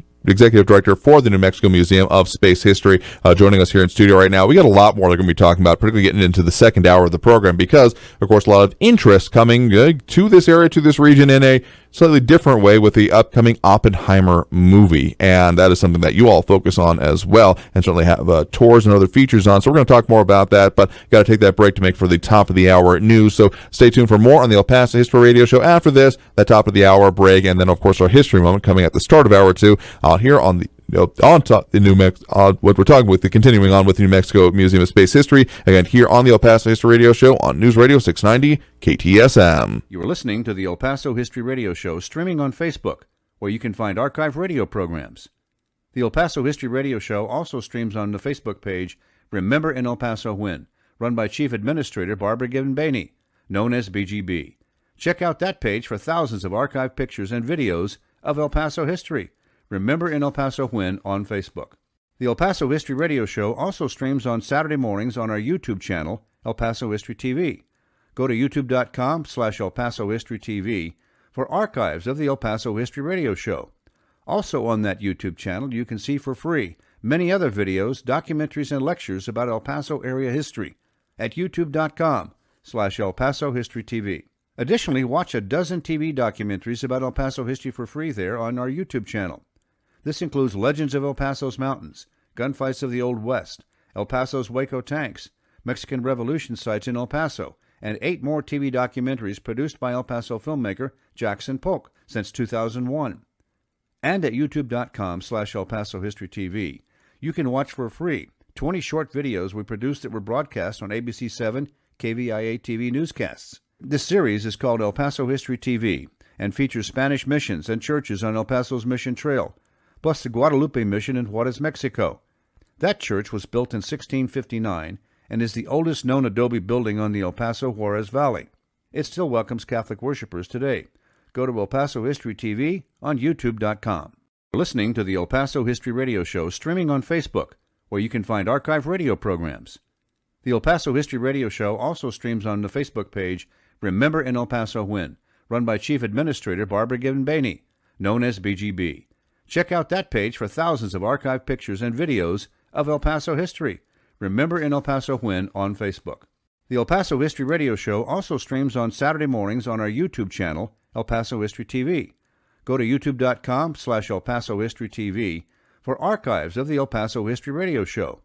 Also on that YouTube channel, you can see for free many other videos, documentaries, and lectures about El Paso area history at youtube.com/El Paso History TV. Additionally, watch a dozen TV documentaries about El Paso history for free there on our YouTube channel. This includes Legends of El Paso's Mountains, Gunfights of the Old West, El Paso's Waco Tanks, Mexican Revolution sites in El Paso, and 8 more TV documentaries produced by El Paso filmmaker Jackson Polk since 2001. And at youtube.com/El Paso History TV, you can watch for free 20 short videos we produced that were broadcast on ABC 7 KVIA TV newscasts. This series is called El Paso History TV and features Spanish missions and churches on El Paso's Mission Trail, plus the Guadalupe Mission in Juarez, Mexico. That church was built in 1659 and is the oldest known adobe building on the El Paso Juarez Valley. It still welcomes Catholic worshipers today. Go to El Paso History TV on youtube.com. You're listening to the El Paso History Radio Show, streaming on Facebook, where you can find archive radio programs. The El Paso History Radio Show also streams on the Facebook page Remember in El Paso When, run by Chief Administrator Barbara Gibbon-Bainey, known as BGB.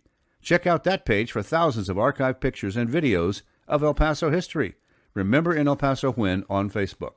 The El Paso History Radio Show also streams on Saturday mornings on our YouTube channel, El Paso History TV. Go to youtube.com/El Paso History TV for archives of the El Paso History Radio Show.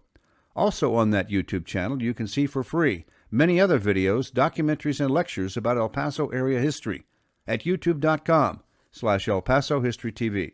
Additionally, watch a dozen TV documentaries about El Paso history for free there on our YouTube channel.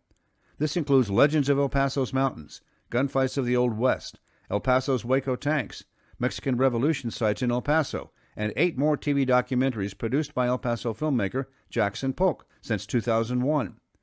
And at youtube.com/El Paso History TV, you can watch for free 20 short videos we produced that were broadcast on ABC 7 KVIA TV newscasts. This series is called El Paso History TV and features Spanish missions and churches on El Paso's Mission Trail, plus the Guadalupe Mission in Juarez, Mexico.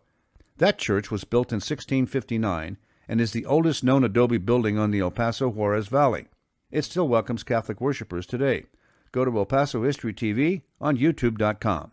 You're listening to the El Paso History Radio Show streaming on Facebook, where you can find archive radio programs. The El Paso History Radio Show also streams on the Facebook page Remember in El Paso When, run by Chief Administrator Barbara Gibbon-Bainey, known as BGB. Check out that page for thousands of archived pictures and videos of El Paso history.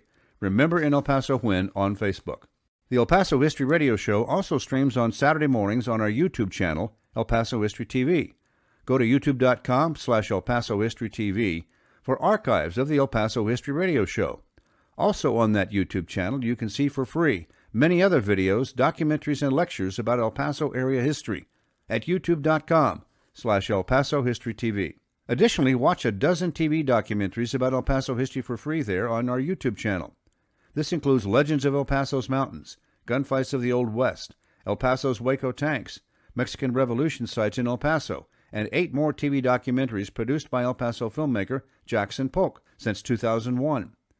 And at youtube.com/El Paso History TV, you can watch for free 20 short videos we produced that were broadcast on ABC 7 KVIA TV newscasts. This series is called El Paso History TV and features Spanish missions and churches on El Paso's Mission Trail, plus the Guadalupe Mission in Juarez, Mexico. That church was built in 1659 and is the oldest known adobe building on the El Paso Juarez Valley. It still welcomes Catholic worshipers today.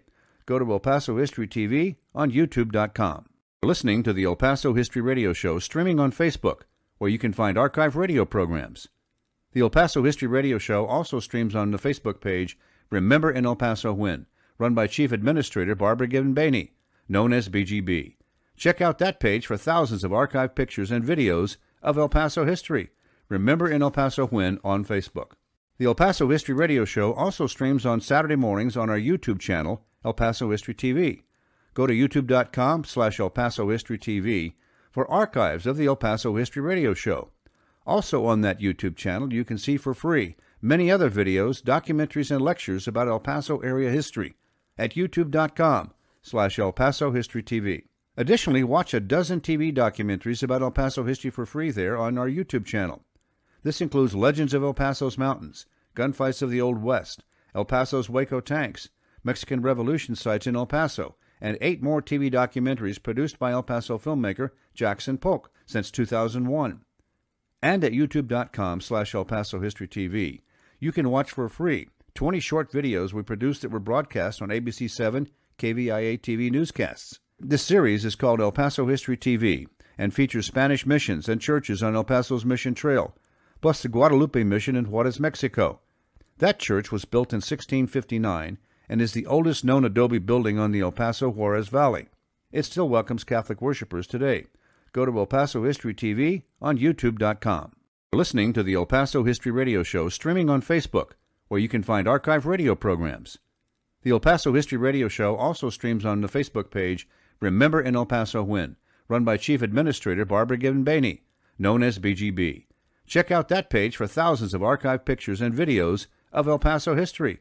Remember in El Paso When on Facebook. The El Paso History Radio Show also streams on Saturday mornings on our YouTube channel, El Paso History TV. Go to youtube.com/El Paso History TV for archives of the El Paso History Radio Show. Also on that YouTube channel, you can see for free many other videos, documentaries, and lectures about El Paso area history at youtube.com/El Paso History TV. Additionally, watch a dozen TV documentaries about El Paso history for free there on our YouTube channel. This includes Legends of El Paso's Mountains, Gunfights of the Old West, El Paso's Waco Tanks, Mexican Revolution sites in El Paso, and 8 more TV documentaries produced by El Paso filmmaker Jackson Polk since 2001. And at youtube.com/El Paso History TV, you can watch for free 20 short videos we produced that were broadcast on ABC 7 KVIA TV newscasts. This series is called El Paso History TV and features Spanish missions and churches on El Paso's Mission Trail, plus the Guadalupe Mission in Juarez, Mexico. That church was built in 1659 and is the oldest known adobe building on the El Paso Juarez Valley. It still welcomes Catholic worshipers today. Go to El Paso History TV on youtube.com. Welcome back to the El Paso History Radio Show, airing in this pre-recorded episode on News Radio 690 KTSM. I am your host, Andrew J. Polk. Thank you for tuning in, however you may be doing so, be it on air, online, live streaming through the free and reliable iHeartRadio app, or joining us over on the various social media pages we're up on these days, Facebook, YouTube, Twitter, and Twitch, either under El Paso History, El Paso History TV, or the Remember in El Paso When partner pages like that, but also, again, Facebook, YouTube, Twitter, and Twitch, the main ones that you can find us on there. But starting off hour 2 of the program, as we usually do, with a history moment from documentary filmmaker Jackson Polk, talking this week about the history of the Sun Bowl. The large football stadium on the campus of the University of Texas at El Paso is the Sun Bowl and is home to the UTEP Miners football team.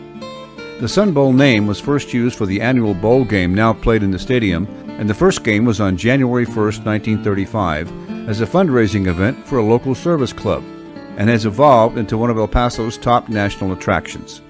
The Sun Bowl Stadium opened on September 21, 1963, and was originally designed to hold 30,000 spectators. The second deck on the press box was completed in 1969, and in 1982 extra seating was added. The present seating capacity is 51,500. In 1963, on the first play from scrimmage at the original stadium, Miner running back Larry Durham bolted 54 yards for a touchdown against North Texas State University. The Miners went on to score a 34-7 victory over the Eagles. Durham became a successful businessman and gave back to his college.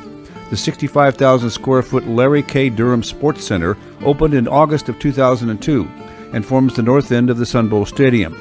It features a computer center, a sports medical center, locker rooms, and exercise facilities where all UTEP athletes train. In the early years, the annual Sun Bowl game was played on January 1st, the same day as the Sun Carnival Parade. Since 1969, CBS has televised the game annually. The game date in recent years has fallen in late December. The game and related events are sponsored by the Sun Bowl Association and attracts many visitors to El Paso. The national TV exposure is a major plus for the city. The Sun Bowl is also used for music concerts, monster truck shows, and other events. The Rolling Stones had a concert there in October of 2006. I'm Jackson Polk with this history moment for the El Paso History Radio Show.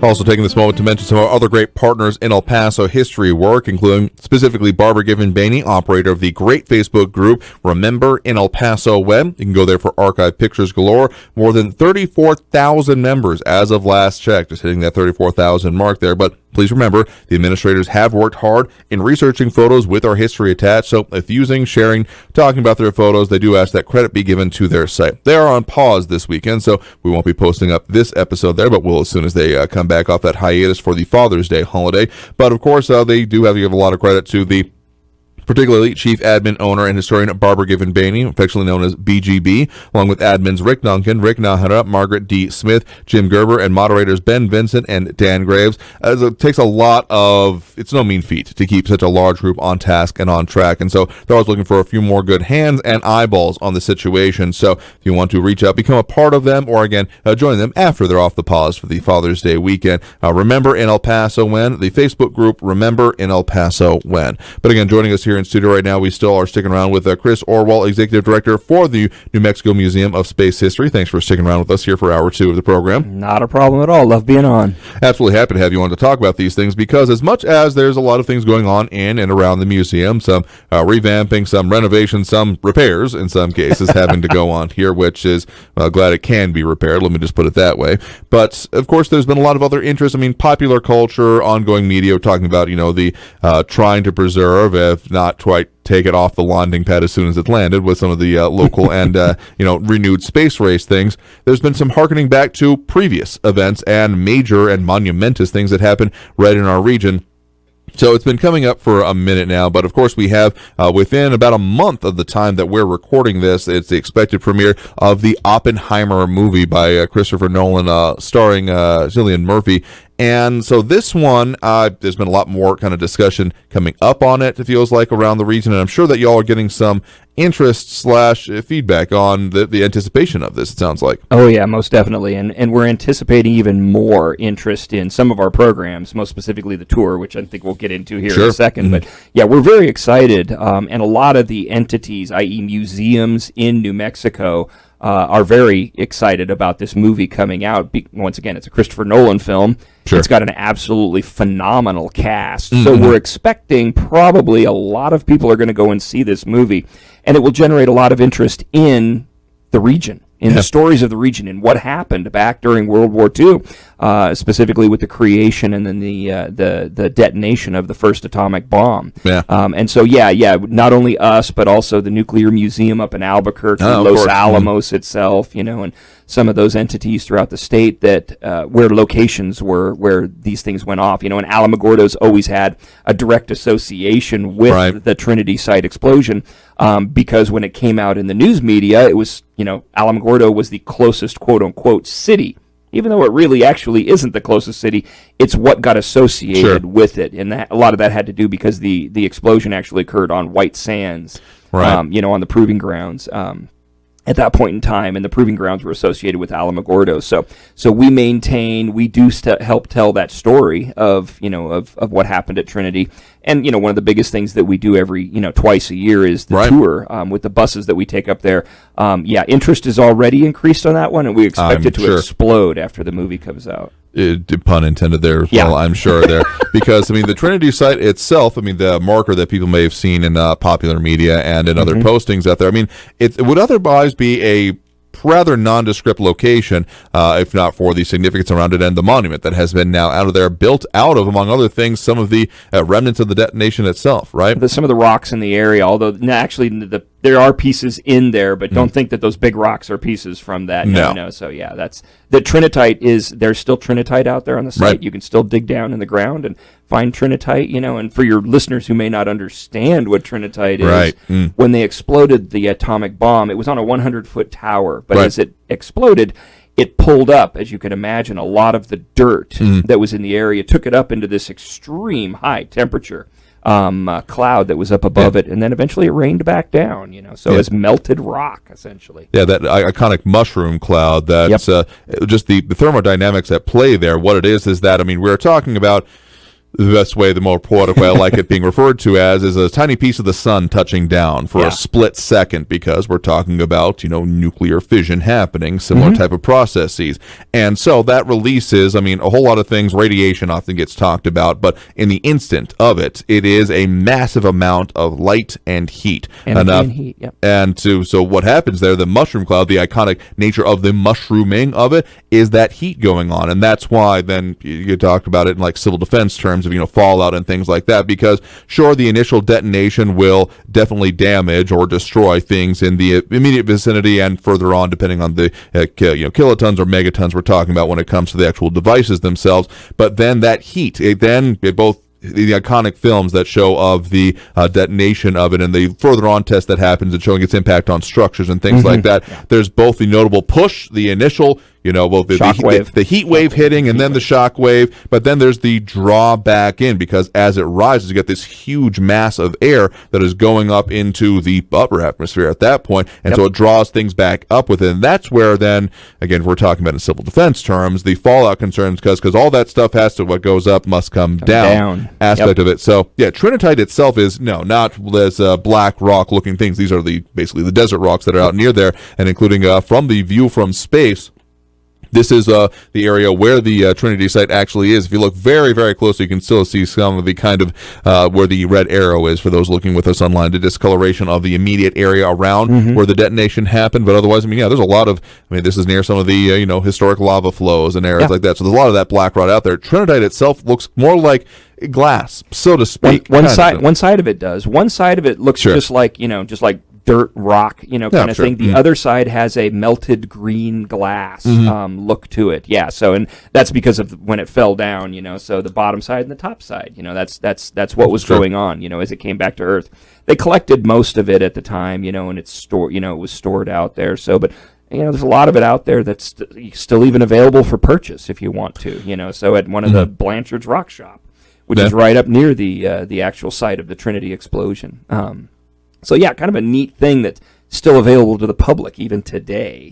Strangely enough, as far as memorabilia. Now, if you go out to the Trinity Site and you dig it up and walk away with it, that's a federal offense. Ew, okay, so don't do that. Don't do that. Yeah, Absolutely don't do that. Not. But yeah, we're excited to take people out there, every year. Absolutely, because again, you do this again twice a year, so the next one coming up on October 21st, and the registration is going on, and it's also some of the reservations are already being considered well into 2024 at this point. Yeah, exactly. So yeah, we're almost filled up for this fall's tour. There are still some spots available.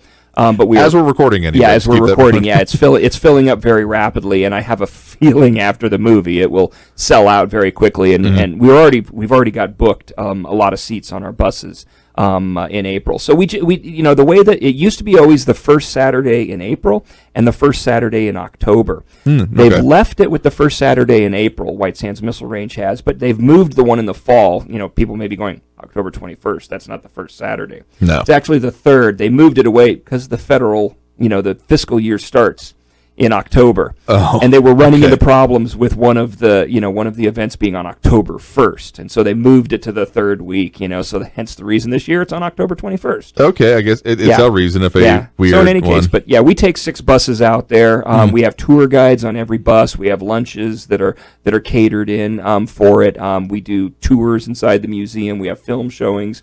So it's really a neat experience for people to be able to drive through the missile range to get out to the site. That's a kind of a once-in-a-lifetime experience. That's true as well, because as much as there's, some museums and things out there and things that can be, of course, seen from the road, particularly if you're going through, the gap up there, just east of Las Cruces, but to really go out there and get anywhere near some of those facilities is a different thing entirely. Yeah, exactly. So not allowed to take any pictures as well. We actually regulate that pretty heftily on the bus. We did actually have an incident with somebody trying to take a picture from one of our chase vehicles and did get pulled over by the base police. Wow. So, yeah, in any case, though, but yeah, kind of strange little things. But, people who go on the tour just absolutely love it.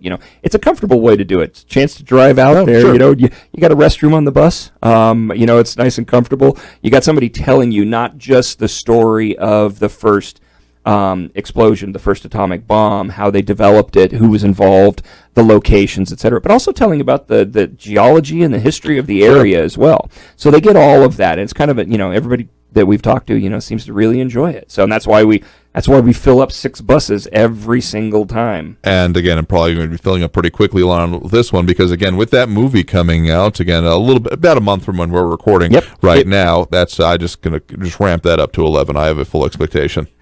Well, it's actually 29 days, 17 hours, 32 minutes, and 29.32 seconds. They actually have a countdown on their website, that's just like the countdown for the Trinity. Which in context is a little ominous, I'm not going to lie. Of course, for your visitors, it'll actually be or your listeners, it'll be 28 days because Yeah. it's coming out tomorrow. Absolutely. But again, yes, when we're recording and not. But again, that's Chris Orwoll, Executive Director for the New Mexico Museum of Space History. We got to take that next break right now. Coming out of this break, talk a little bit more about that history and the device, and again, the history that can be seen by going out to the Trinity Site itself. But taking that break right now, so stay tuned for more on the El Paso History Radio Show after this here on News Radio 690 KTSM. You are listening to the El Paso History Radio Show streaming on Facebook, where you can find archive radio programs. The El Paso History Radio Show also streams on the Facebook page Remember in El Paso When, run by Chief Administrator Barbara Gibbon-Baney, known as BGB. Check out that page for thousands of archived pictures and videos of El Paso history. Remember in El Paso When on Facebook. The El Paso History Radio Show also streams on Saturday mornings on our YouTube channel, El Paso History TV. Go to youtube.com/El Paso History TV for archives of the El Paso History Radio Show. Also on that YouTube channel, you can see for free many other videos, documentaries, and lectures about El Paso area history at youtube.com/El Paso History TV. Additionally, watch a dozen TV documentaries about El Paso history for free there on our YouTube channel. This includes Legends of El Paso's Mountains, Gunfights of the Old West, El Paso's Waco Tanks, Mexican Revolution sites in El Paso, and 8 more TV documentaries produced by El Paso filmmaker Jackson Polk since 2001. And at youtube.com/El Paso History TV, you can watch for free 20 short videos we produced that were broadcast on ABC 7 KVIA TV newscasts. This series is called El Paso History TV and features Spanish missions and churches on El Paso's Mission Trail, plus the Guadalupe Mission in Juarez, Mexico. That church was built in 1659 and is the oldest known adobe building on the El Paso Juarez Valley. It still welcomes Catholic worshipers today. Go to El Paso History TV on youtube.com. You're listening to the El Paso History Radio Show streaming on Facebook, where you can find archive radio programs. The El Paso History Radio Show also streams on the Facebook page Remember in El Paso When, run by Chief Administrator Barbara Gibbon-Baney, known as BGB. Check out that page for thousands of archived pictures and videos of El Paso history. Remember in El Paso When on Facebook. The El Paso History Radio Show also streams on Saturday mornings on our YouTube channel, El Paso History TV. Go to youtube.com/El Paso History TV for archives of the El Paso History Radio Show. Also on that YouTube channel, you can see for free many other videos, documentaries, and lectures about El Paso area history at youtube.com/El Paso History TV.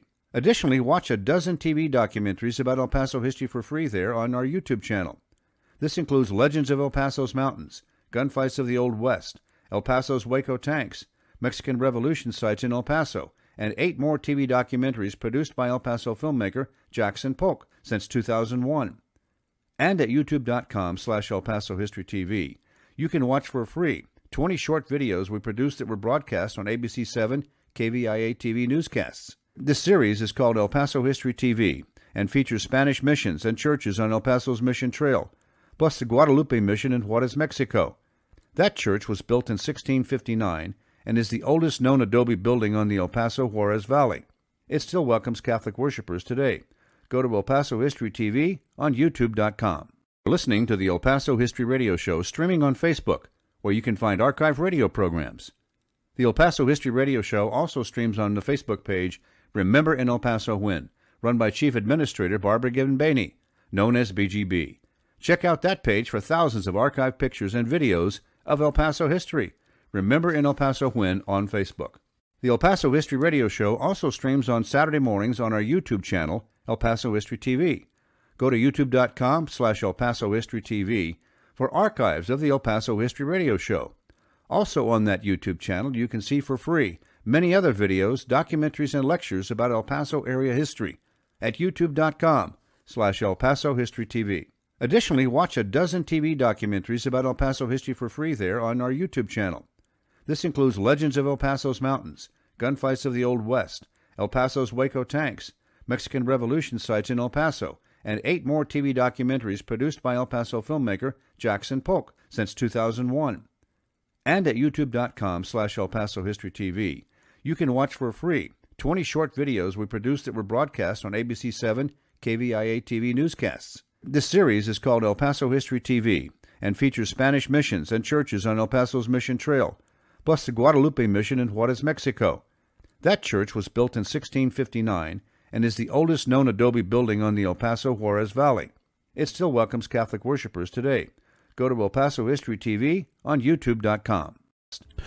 Thank you all so very much for joining us here for the El Paso History Radio Show, airing in this pre-recorded episode on News Radio 690 KTSM. I'm your host, Andrew J. Polk. Thank you for tuning in, however you may be doing so, be it on air, online, live streaming through the free and reliable iHeartRadio app, or joining us over on the various social media pages we're up on these days, Facebook, YouTube, Twitter, and Twitch.tv, either under El Paso History Radio Show, El Paso History TV, El Paso History, or Andrew J. Polk in some of those ways. I want to tell you a little bit about what we got coming up for you next week on the program. Next week, we're going to be joined by a local military historian, John Hamilton, talking about specifically the history around the Columbus raid that we just had a couple months ago, the anniversary of, I believe, happening in March. So talking about the specific military history and, of course, impact that came from that. So join us next week on the program for that one. But again, joining us here in studio right now, we do have Chris Orwoll, Executive Director for the New Mexico Museum of Space History, and talking a little bit about those Trinity Site tours that are also organized specifically also through the International Space Hall of Fame and the Hall of Fame Foundation, right? Yes, yeah, exactly. So it's the International Space Hall of Fame Foundation is the support organization for the museum. We're a state museum, sure, so we get our funding through the state, but for a lot of things, whether it's fundraising, whether it's events, things like that, doing that through the state is impossible. So we have a support foundation, and this is one of the events that they do, just like the 4th of July, and other things like that. In any case, this is one of the things they put on. They organize it. We participate in it. We assist with it. We provide tour guides. We provide a lot of, the museum opening materials and things like that. But it's really their event. So yeah, and they put on a great event. Absolutely. And so of course we got a couple of events that are going to be coming up besides some of the other programming. But we have some 4th of July events themselves that are going to be going on in and around the museum itself, right? Yeah, exactly. We have the annual fireworks show that we do in conjunction with the city. It's actually the city's fireworks show. We host the launch site. So what better place than a space museum to be the launch site, besides which it's up on the side of the mountain. Exactly. So it's very visible then for everybody throughout the city and really throughout the basin to be able to see the fireworks launch site. And then this year for our members, the foundation is putting on a big event, a big bang event where there's going to be vendors that are going to be up there. The museum is going to be open up to the members of the International Space Hall of Fame Foundation, and then there's going to be opportunities to have lunch with an astronaut, essentially. Yeah. So Danny Olivas, an El Paso connected, very obviously. Absolutely. Astronaut is also connected with our museum. His wife is on our foundation. Oh, okay. And so in any case, he's going to be up there, and people are going to get a chance to have a meal and get a chance to ask him questions, talk to him, meet, greet, etc. So yeah, a very fun opportunity for the members of the museum. So if your listeners want to participate in that event, they got to join the foundation, and then they'll be able to purchase tickets to come on up and view the fireworks as well from up there at the museum. Mm-hmm. Very different thing to watch fireworks from up above where they're being launched from. So yeah, on site. Very fun. Very fun. Absolutely. So again, we've been mentioning some of these places you can find information, but of course for the New Mexico Museum of Space History, their website is nmspacemuseum.org, but it's also linked on this site. But if you want to find it for the International Space Hall of Fame and the Foundation, it's spacehalloffame.org, so spacehalloffame.org, and you can find any information on there. On the actual tours that are going on themselves out to the Trinity Site, like we've been talking about, or a lot of these upcoming events, including the Big Bang Festival, the Dinner with an Astronaut, and the July 4th Extravaganza Drive-In that'll be happening again on July 4th itself. But then you've got some other things coming up that are also part of the museum itself as well, like the Launchpad lecture series and Science Saturday, right? Yep. So Science Saturday is one of the things we do locally. We do it at one of the pizza places out in town, Pizza 9. And it's a chance for younger kids to come in. We do science demonstrations where they actually get hands-on. Oh, okay. So that happens once a month. We have our first Friday lectures, which we call a Launchpad lecture. Sure. And, it depends this past month because of this month being the 20th anniversary and the 40th anniversary of, actually I got the dates wrong in any case though, but it's the anniversary of Sally Ride's flight, first American female in space, and Valentina Tereshkova. She flew in June, back in 1962. So in any case, so the first woman in space. Both of those anniversaries are in June. So we did a lecture, Launchpad lecture on Sally Ride and Valentina Tereshkova this upcoming month on that first Friday at 9 a.m. Coffee and donuts provided. That's always a big draw. Absolutely. In any case, though, we just change the topics, periodically. In fact, my brain is I just lost what the topic is for this upcoming month. It'll come back to me. I'm sure. We'll mention it a little bit later because there's a lot of stuff going on out here and a lot of moving parts involved with pretty much everything we're talking about here. So, again, all this information people can find online. And, again, either spacehalloffame.org for the, again, International Space Hall of Fame and Foundation. And, of course, the New Mexico Museum of Space History at nmspacemuseum.org for NM as in New Mexico Space Museum.org. So, a lot of ways people can find information and find those topics, among other things, if they are wanting to find out more about any of this. Yeah, and then also obviously on our Facebook pages, we got Instagram, we've got a YouTube page where we're constantly putting on videos for people, where it's either lectures and information on a specific history topic or demonstrations that our educators are doing about different science topics, and those have been hugely popular. Some of them we've actually gotten hundreds of thousands of views on some of them. So, yeah, a lot of fun. Absolutely here. So, again, joining us here in studio right now, Chris Orwoll, Executive Director for the New Mexico Museum of Space History. Going to continue talking about, again, some of the things they got going on and the specifically that tour, the Trinity Site tour, not a demonstration in that case, very much importantly not so, but, of course, what happened there, part of the history that is going to have a lot more focus coming onto it and our region when it comes to the, upcoming movie Oppenheimer, but we'll talk a little bit more about that after this next break, so stay tuned for more on the El Paso History Radio Show after this break on News Radio 690 KTSM. You are listening to the El Paso History Radio Show streaming on Facebook, where you can find archive radio programs.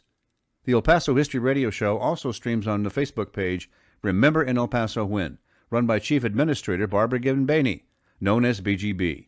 Check out that page for thousands of archive pictures and videos of El Paso history. Remember in El Paso When on Facebook. The El Paso History Radio Show also streams on Saturday mornings on our YouTube channel, El Paso History TV. Go to youtube.com/El Paso History TV for archives of the El Paso History Radio Show. Also on that YouTube channel, you can see for free many other videos, documentaries, and lectures about El Paso area history at youtube.com/El Paso History TV. Additionally, watch a dozen TV documentaries about El Paso history for free there on our YouTube channel. This includes Legends of El Paso's Mountains, Gunfights of the Old West, El Paso's Waco Tanks, Mexican Revolution sites in El Paso, and 8 more TV documentaries produced by El Paso filmmaker Jackson Polk since 2001. And at youtube.com/El Paso History TV, you can watch for free 20 short videos we produced that were broadcast on ABC 7 KVIA TV newscasts. This series is called El Paso History TV and features Spanish missions and churches on El Paso's Mission Trail, plus the Guadalupe Mission in Juarez, Mexico. That church was built in 1659 and is the oldest known adobe building on the El Paso Juarez Valley. It still welcomes Catholic worshipers today. Go to El Paso History TV on youtube.com. You're listening to the El Paso History Radio Show streaming on Facebook, where you can find archive radio programs. The El Paso History Radio Show also streams on the Facebook page Remember in El Paso When, run by Chief Administrator Barbara Gibbon-Baney, known as BGB. Check out that page for thousands of archive pictures and videos of El Paso history. Remember in El Paso When on Facebook. The El Paso History Radio Show also streams on Saturday mornings on our YouTube channel, El Paso History TV. Go to youtube.com/El Paso History TV for archives of the El Paso History Radio Show. Also on that YouTube channel, you can see for free many other videos, documentaries, and lectures about El Paso area history at youtube.com/El Paso History TV. Additionally, watch a dozen TV documentaries about El Paso history for free there on our YouTube channel. This includes Legends of El Paso's Mountains, Gunfights of the Old West, El Paso's Waco Tanks, Mexican Revolution sites in El Paso, and 8 more TV documentaries produced by El Paso filmmaker Jackson Polk since 2001. And at youtube.com/El Paso History TV, you can watch for free 20 short videos we produced that were broadcast on ABC 7 KVIA TV newscasts. This series is called El Paso History TV and features Spanish missions and churches on El Paso's Mission Trail, plus the Guadalupe Mission in Juarez, Mexico. That church was built in 1659 and is the oldest known adobe building on the El Paso Juarez Valley. It still welcomes Catholic worshipers today. Go to El Paso History TV on youtube.com. You're listening to the El Paso History Radio Show streaming on Facebook, where you can find archive radio programs. The El Paso History Radio Show also streams on the Facebook page Remember in El Paso When, run by Chief Administrator Barbara Gibbon-Bainey, known as BGB. Check out that page for thousands of archived pictures and videos of El Paso history. Remember in El Paso When on Facebook. The El Paso History Radio Show also streams on Saturday mornings on our YouTube channel, El Paso History TV. Go to youtube.com/El Paso History TV for archives of the El Paso History Radio Show. Also on that YouTube channel, you can see for free many other videos, documentaries, and lectures about El Paso area history at youtube.com/El Paso History TV. Additionally, watch a dozen TV documentaries about El Paso history for free there on our YouTube channel. This includes Legends of El Paso's Mountains, Gunfights of the Old West, El Paso's Waco Tanks, Mexican Revolution sites in El Paso, and 8 more TV documentaries produced by El Paso filmmaker Jackson Polk since 2001. And at youtube.com/El Paso History TV, you can watch for free 20 short videos we produced that were broadcast on ABC 7 KVIA TV newscasts. This series is called El Paso History TV and features Spanish missions and churches on El Paso's Mission Trail, plus the Guadalupe Mission in Juarez, Mexico. That church was built in 1659 and is the oldest known adobe building on the El Paso Juarez Valley. It still welcomes Catholic worshipers today. Go to El Paso History TV on youtube.com. Welcome back to the El Paso History Radio Show, airing in this pre-recorded episode on News Radio 690 KTSM. I'm your host, Andrew J. Polk. Thank you for tuning in, however you may be doing so, be it on air, online, live, streaming through the free and reliable iHeartRadio app, or on our social media pages, Facebook, YouTube, Twitter, and Twitch, either under Talk El Paso on the El Paso History Radio Show, or Andrew J. Polk, depending, with, of course, a full video that is available with them. And, of course, we have to remind you about some of our other great partners in promoting both this program and El Paso history in general. Specifically that of El Paso Inc. You can see our promo announcements, usually in the B section, just about every week. But, of course, you can find their unique, original, and in-depth reporting going on and focusing on our region. So El Paso Inc., El Paso's business journal, is available for home or business delivery. To receive El Paso Inc., order online at elpasoinc.com. One of the features coming up, actually, in this recent edition, or the upcoming edition of El Paso Inc., will be the obituary for Nick Hauser, previous guest on this program, and, of course, a contributor to different aspects of El Paso and our issues and focuses here in El Paso. So much condolences to his family, part of the venerable Hauser clan here in El Paso, including, of course, his brother, John Hauser, and among other things, founders of the 12 Travels Memorials of the Southwest Project. So, again, condolences to his family, and find, again, that obituary in this most recent edition of El Paso Inc. Some other events we want to mention coming up here, that coming up a little bit later, including going on today, the Make a Thing event out at the McGoffin Home State Historic Site. But a little bit later on, they'll be having their Brain Trust Brown Bag Lecture Series on June 21st. And, of course, their cooking classes and ongoing things there. So plenty of stuff going on in and around with history in our region. But again, joining us here in studio right now, we do have, of course, Chris Orwoll, Executive Director for the New Mexico Museum of Space History, and talking a lot about your programming, upcoming events, and things going on here. So, of course, the tour for the Trinity Site, I mean, it only happens every twice a year, like we mentioned already, as it was, because I remember hearing back in the day that, well, there's concerns about the conditions out there. And that's, I mean, there's not really a thing, but it's on a active testing military facility. Yeah, that's the primary thing. Yeah, that's the big reason, is it's security issues, because White Sands Missile Range is a very high security area. So they don't want the public traipsing around there all the time. So the compromise that essentially they came to was that they would open up the site twice a year. It's a big security nightmare for the folks out there at the missile range. So it's still very nice that they allow us to take the caravan out there that leaves from Tularosa, drives up through the missile range, gets to the Trinity Site, and then we actually leave through the Stallion Gate and come back. Down through the highways, through Carrizozo, etc. So, but yeah, it's one of those things that for security reasons they have to limit the amount of time that people can spend out there at the range. Absolutely, because I mean it's a big area, but a lot of testing. I mean, anyone who's driven across, I forget what highway that is, the one that is there, not the bypass, but the highway more, I guess, directly from say Las Cruces out that way, that sometimes has the shutdown notices on it. 54 going across. Yeah, is that 54 there? Yeah, 380 up to the north where the Stallion Gate is, going between Carrizozo and San Antonio kind of thing. So, yeah, those two highways get shut down very frequently for missile testing and other types of testing that go on out there as well. Yep. Of course, I mean the way I refer to it is that when you take Fort Bliss, McGregor Range, White Sands, and Holloman Air Force Base into consideration, you have the largest single contiguous military reservation of space in the continental United States. Easily, yes, very large, yeah, huge, absolutely massive. Each Fort Bliss and White Sands Missile Range are in the top 10 just by themselves. Exactly. You know, when you combine the two of them, because they do butt right up against each other, then it just becomes absolutely massive. So, and you know, it's still one of the fun facts, you know, is that White Sands Missile Range is one of only 2 places in the United States that own all of the airspace from ground to space above them. One's the White House. No, sure. And the other is White Sands Missile Range, which is why where I live there in Alamogordo, just north of it, you don't see commercial aircraft flying over our area at all. That's true. You see it very rare times when they shut down for a holiday, you know, around Christmas or Thanksgiving and things like that. Okay. Yeah, the airlines must love that because then they can save a lot of gas flying over the missile range. But normally they have to fly around it. Interesting. So that must help with the star parties, though, I got to say. It does. Yeah, it helps. It helps the dark skies in our areas and also just noise. Now, that being said, we have Holloman Air Force Base, so we have F-16s flying around us all the time. So noise-wise, we probably have more.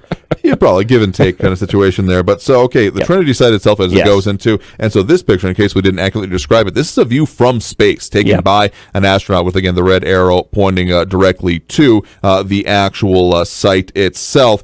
But so the situation is that this is, again, all surrounded by, and even in this picture, the wide out view that it is, again, the military reservation and area for White Sands. But again, the issue with, and the reason that that one site exists, and again, the monument that is actually on it, is because of this not so little device, but maybe different size than people think of. This was the device, the gadget, as it was called, that was detonated at the Trinity Site that effectively started the nuclear age. Yeah, exactly. So, you know, the folks out there, as part of the Manhattan Project, which strangely enough was named after the Manhattan Military District. That's where it got its name. Oh, okay. Because that's where the project was headquartered and started.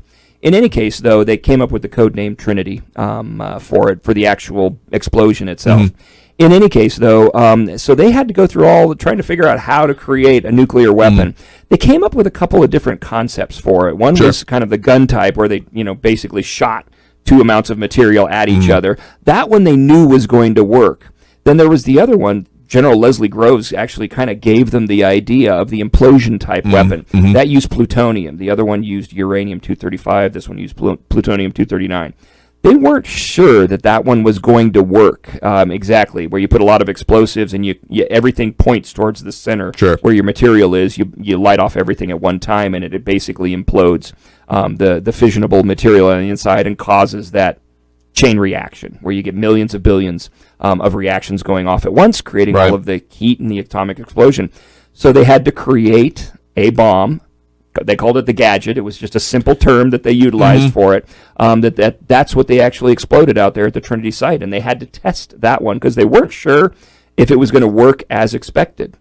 Yeah, and so this one was an implosion type device, yes, right? This one was an implosion, plutonium-239. And so I think the major implementations of the 2 different types you can see there would be then in the eventual use in anger and in war of those types of devices, you know, the little boy and the fat man, those, you know, dropped on Hiroshima and Nagasaki, respectively. Yep. Yeah, so the Hiroshima was one of the gun-type weapons. They were certain that one was going to work. It was actually a little bit smaller, so they used, you know, that was little boy. And then Fat Man actually was dropped on Nagasaki. That was an implosion-type weapon. But by this point in time, they tested it out there at Trinity, so they knew it was going to work. And so, so that's, you know, the gadget up there, you know, it looks a little bit different than what you see that was actually dropped because they didn't have to worry about bomb casings and carrying it in an aircraft, et cetera, et cetera. Exactly, and or of arming it in flight, as there have been interesting films that demonstrate that as well. Because if essentially what they're trying to get past here, as has been, it had been being developed, like the story about the first nuclear reactor test that was being done closer towards the beginning of the century, but like in the 1930s, they had the first critical masses being achieved and self-sustaining reactions. Because getting down to the basic, at that point, theoretical physics level, is the idea of a reaction happening where these very heavy elements split and create enough that they go into hit other versions of it and they split themselves, and that you have a right formulation of it, the right materials, the right processing of it, and the right just in relation to each other, that then becomes self-sustaining. And in the reactor way it works is you have that it has a controlled way, but in this case you reach critical mass and it goes beyond that, into which you are creating large amounts of, again, light, heat, radiation, huge amounts of energy being released by the splitting of these atoms. Yeah, exactly. So, and if you think about a nuclear reactor, it's a controlled fission. Exactly. Control being the key part. Control being, which is why you have control rods, et cetera. So, fission was discovered in 1938, and then the first fission events here, essentially in the United States, were done up in Chicago with essentially piles of bricks and fissionable material inside, very, very in the basement of a building. Yeah. So a little bit strange, but early days, you learn.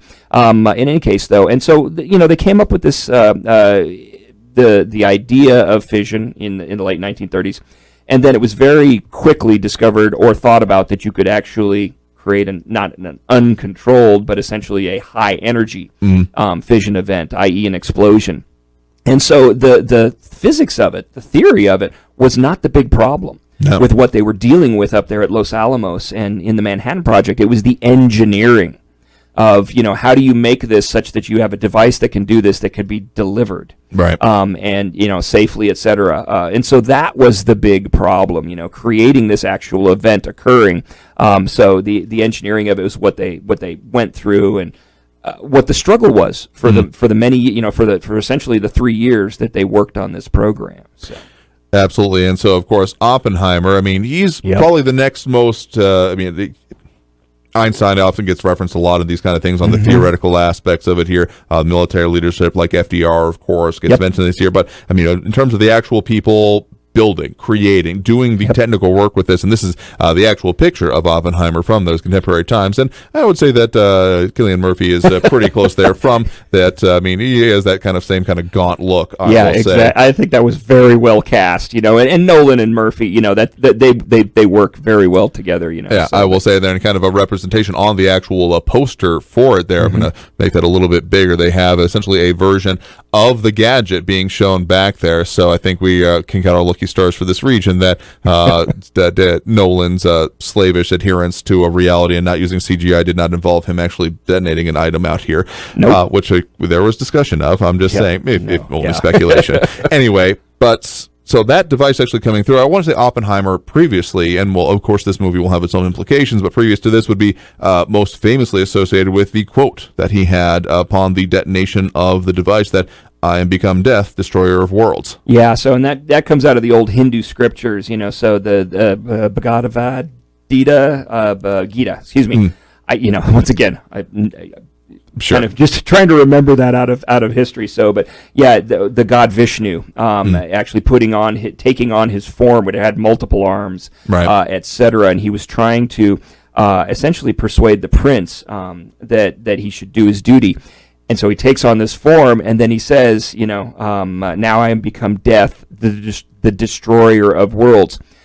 Oppenheimer remembered that from his readings and everything, and after he saw the explosion, that was one of the quotes that was attributed to him, was saying, now I am become death, the destroyer of worlds, because of the power of this weapon and the potential of it. And they had a lot of considerations towards that. Not that anyone would think that anything involving nuclear weapons is exactly like glib type talk, but even at that point in time, and as much as considerations exist until in this moment, in this day and age, with mutually assured destruction, proliferation, rogue states, all those kind of things, at that point in time when they were still just testing this, there was maybe not a huge concern, but a concern at any level about that even just the detonation of this device, beyond just okay, let's see what this new bomb does, of it having so much energy release that it could do something of one of the more extreme theories that have been put forth of setting the atmosphere on fire. Yeah, so there was a lot of, once again, you had tons of physicists working on this program.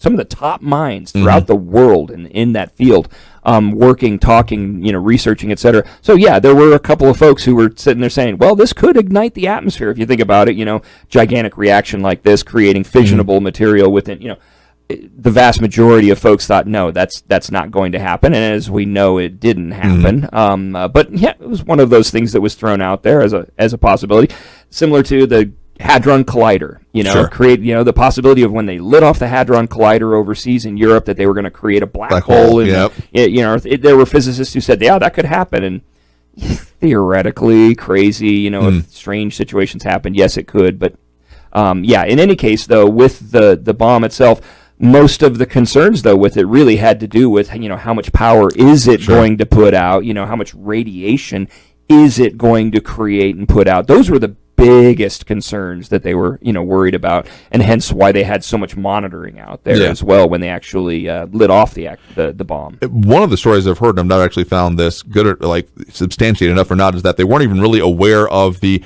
electromagnetic issues that could come along with this. They're primarily concerned with just the release of energy, and that the electromagnetic pulse that's talked about nowadays, and one of the bigger issues that comes for the idea of any modern society having any nuclear implications happening to it, that it might be one of the things that could have more damaging impacts than almost anything else we're talking about here, was something they didn't even expect at that point in time. No, they did. There were a number of things that they didn't expect. Yeah, that was just one of them. So, and obviously they discovered, even as we continued doing tests after World War II, and that's when most of the testing was done. Nevada, overseas, in the South Pacific, up in the upper atmosphere, with the explosions.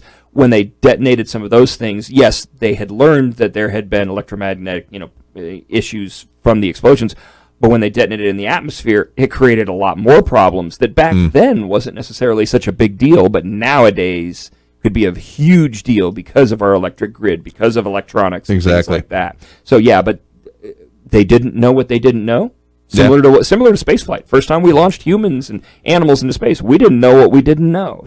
So learned as it went along. Yeah, there was an aspect of, will people be able to breathe in zero gravity? That was questions at those point in times. Any of those kind of things. And I mean, one of the reasons that's, even that we call it the atomic age, is not just this technology exists. It literally exists within the geologic record now of the differences of level of just ambient radiation out in the environment. There's literally an industry that goes down and from World War II tries to find like shipwrecks to get that steel, because of the way that blast furnaces work nowadays and the way they bring in atmosphere, and so that ambient radiation and those particles that exist everywhere, that for them to create certain types of surgical steel that need to have certain components and lack of radiation within them, if they're using modern steel, it has more. So they go back to some of that pre-forged, again, the Trinity Site test steel, because there's a need for that. And that's one of those examples of the changes that have happened because of this, beyond just even politically and historically. Oh, yeah. So, and not just, if you think about, atomic fission,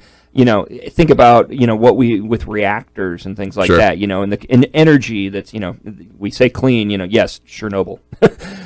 Can be very bad things coming out of it. But clean if done exactly right. So Navy, I was a nuclear submarine officer, so operated nuclear reactors on board the submarine, and so our aircraft carriers, the submarines, been operating for forever, with zero issues, and so it can be a great thing. And in the case of an atomic weapon, can be an extremely deadly thing. So. And again, certainly changed a lot of things in a whole lot of considerations. But got to tell you, I got to take that next break right now. Coming out of this break, talking a little bit more again with Chris Orwoll, joining me here in studio, Executive Director for the New Mexico Museum of Space History, closing out the show and tell you what we got coming up for you. So stay tuned for more here on News Radio 690 KTSM. You are listening to the El Paso History Radio Show, streaming on Facebook, where you can find archive radio programs. The El Paso History Radio Show also streams on the Facebook page Remember in El Paso When, run by Chief Administrator Barbara Gibbon-Bainey, known as BGB.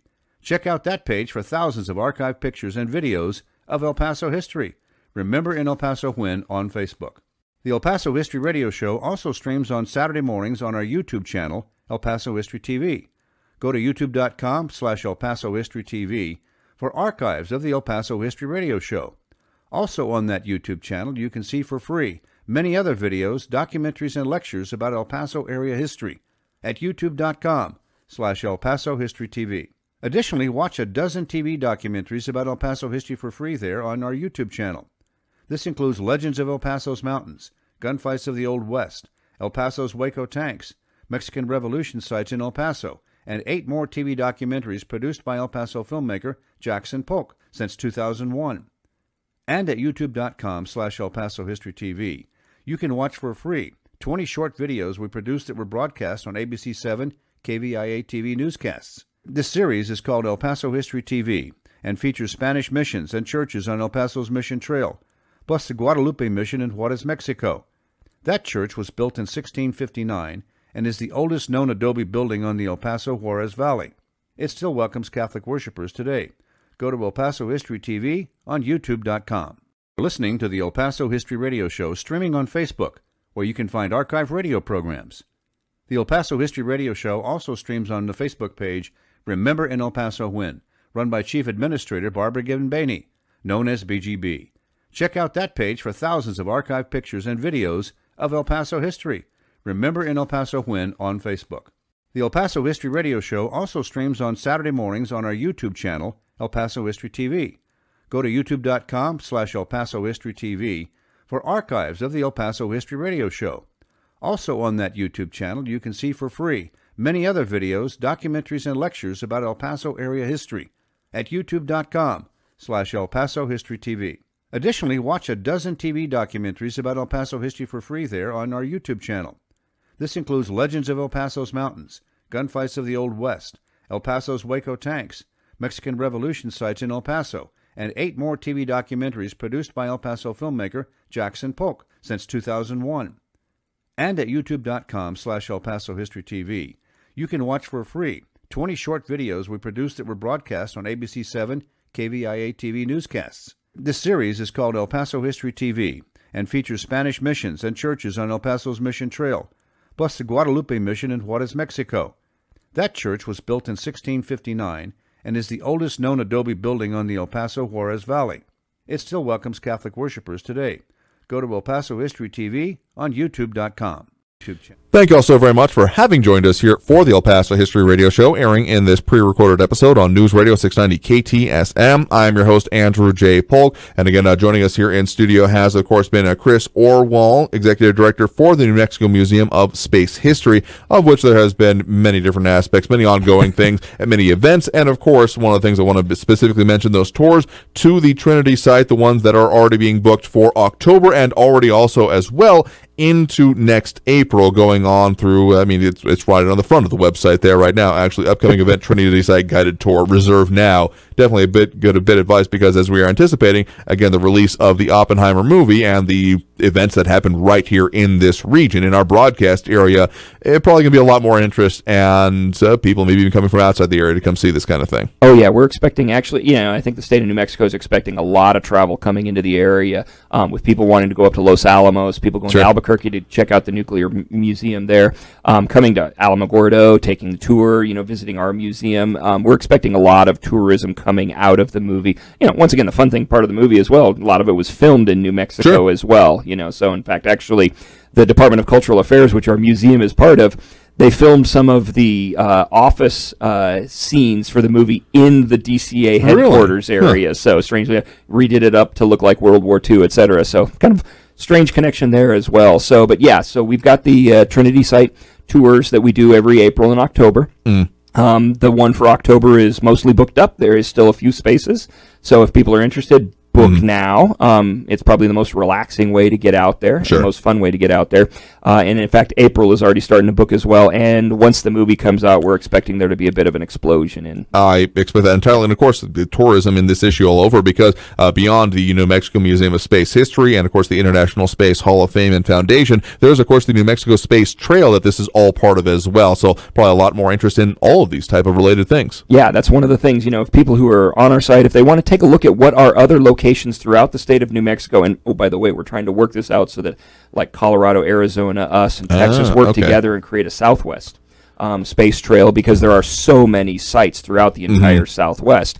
In any case, though, they can go onto our website and take a look and see the spaces. Some of them are not open to the public, that just FYI, they're historical sites that may not be available to be visited. But a lot of them are, and it has all the connective information. It has the background on those sites, what happened there, why it's part of the space trail. And then also, if you want to visit it, where you go to figure out, exactly how to visit it. So you could actually take an entire tour through the area and visit a lot of these very fun sites where they, trained astronauts, where they tested engines, where they launched this, that, or the other thing, where they exploded a nuclear weapon, where they built it, all those sort of things that really have to do with Oh, once again, what does blowing up a nuclear weapon have to do? Well, that whole fission type idea, we even, it all plays into space travel as well, so in any case, but yeah, so all of those are part of the space trail. That's just one of the things that we've kind of created to help people learn about the history of space in this region. Absolutely. So again, all that information, the things we've been talking about here, two main websites for you, nmspacemuseum.org, that's nmspacemuseum.org, and of course spacehalloffame.org, where you can find out information on this, the tours, their ongoing events, because even outside of this and the excitement towards this movie coming out, you'll have a lot of ongoing things and new exhibits that are going to be opening up throughout this year. Yeah, and that's one of the things. If people come back, especially this year, about every 3-4 months, you're going to see something new, because we are constantly going to be phasing in, these exhibits on these 3 floors of the museum. Then next year, guess what? We're going to be working on the 5th floor of the museum, and that's going to be a complete revision of that entire floor. Not just an update, but a complete revision of it. So, yeah, over the next 2 to 3 years, you're going to see a lot of changes of the interior of the exhibits as we do a complete update of the museum. Excellent. So, there's a lot more that we can talk about here, but of course, you want to see it for yourself. The New Mexico Museum of Space History up there in Alamogordo. Again, just look for that nice big shining box on the hill, and you'll find your way there. Do you ever have people just be like, I just kind of followed the view up there? Or that's exactly how most people, they just follow the giant cube. Wow, that does work out there. But if you're looking for it, of course, again, information, how to book things, and all of that over on their website at nmspacemuseum.org. So, again, joining us here in studio has been Chris Orwoll, Executive Director of the same. Thank you very much for being here with us today to talk about all the different things going on, the history surrounding it, and the excitement that you all are expecting and building with a whole lot of this here today. Absolute pleasure. Love being here. Ask me to come back anytime. I appreciate it, certainly. And thank you all for having joined us here for the El Paso History Radio Show. I've been your host, Andrew J. Polk. We'll do it again next week, as we do every Saturday morning, 10 to noon, right here on News Radio 690 KTSM. Again, next week, going to be talking again with John Hamilton, a local military historian, about the Columbus raid and its impacts and significance in our region. But not headed out to Pepe's again this week, as we're going to be out of town here actually as we're doing this airing. But in any case, want you all to have a great weekend, and we'll see you all next week on the program.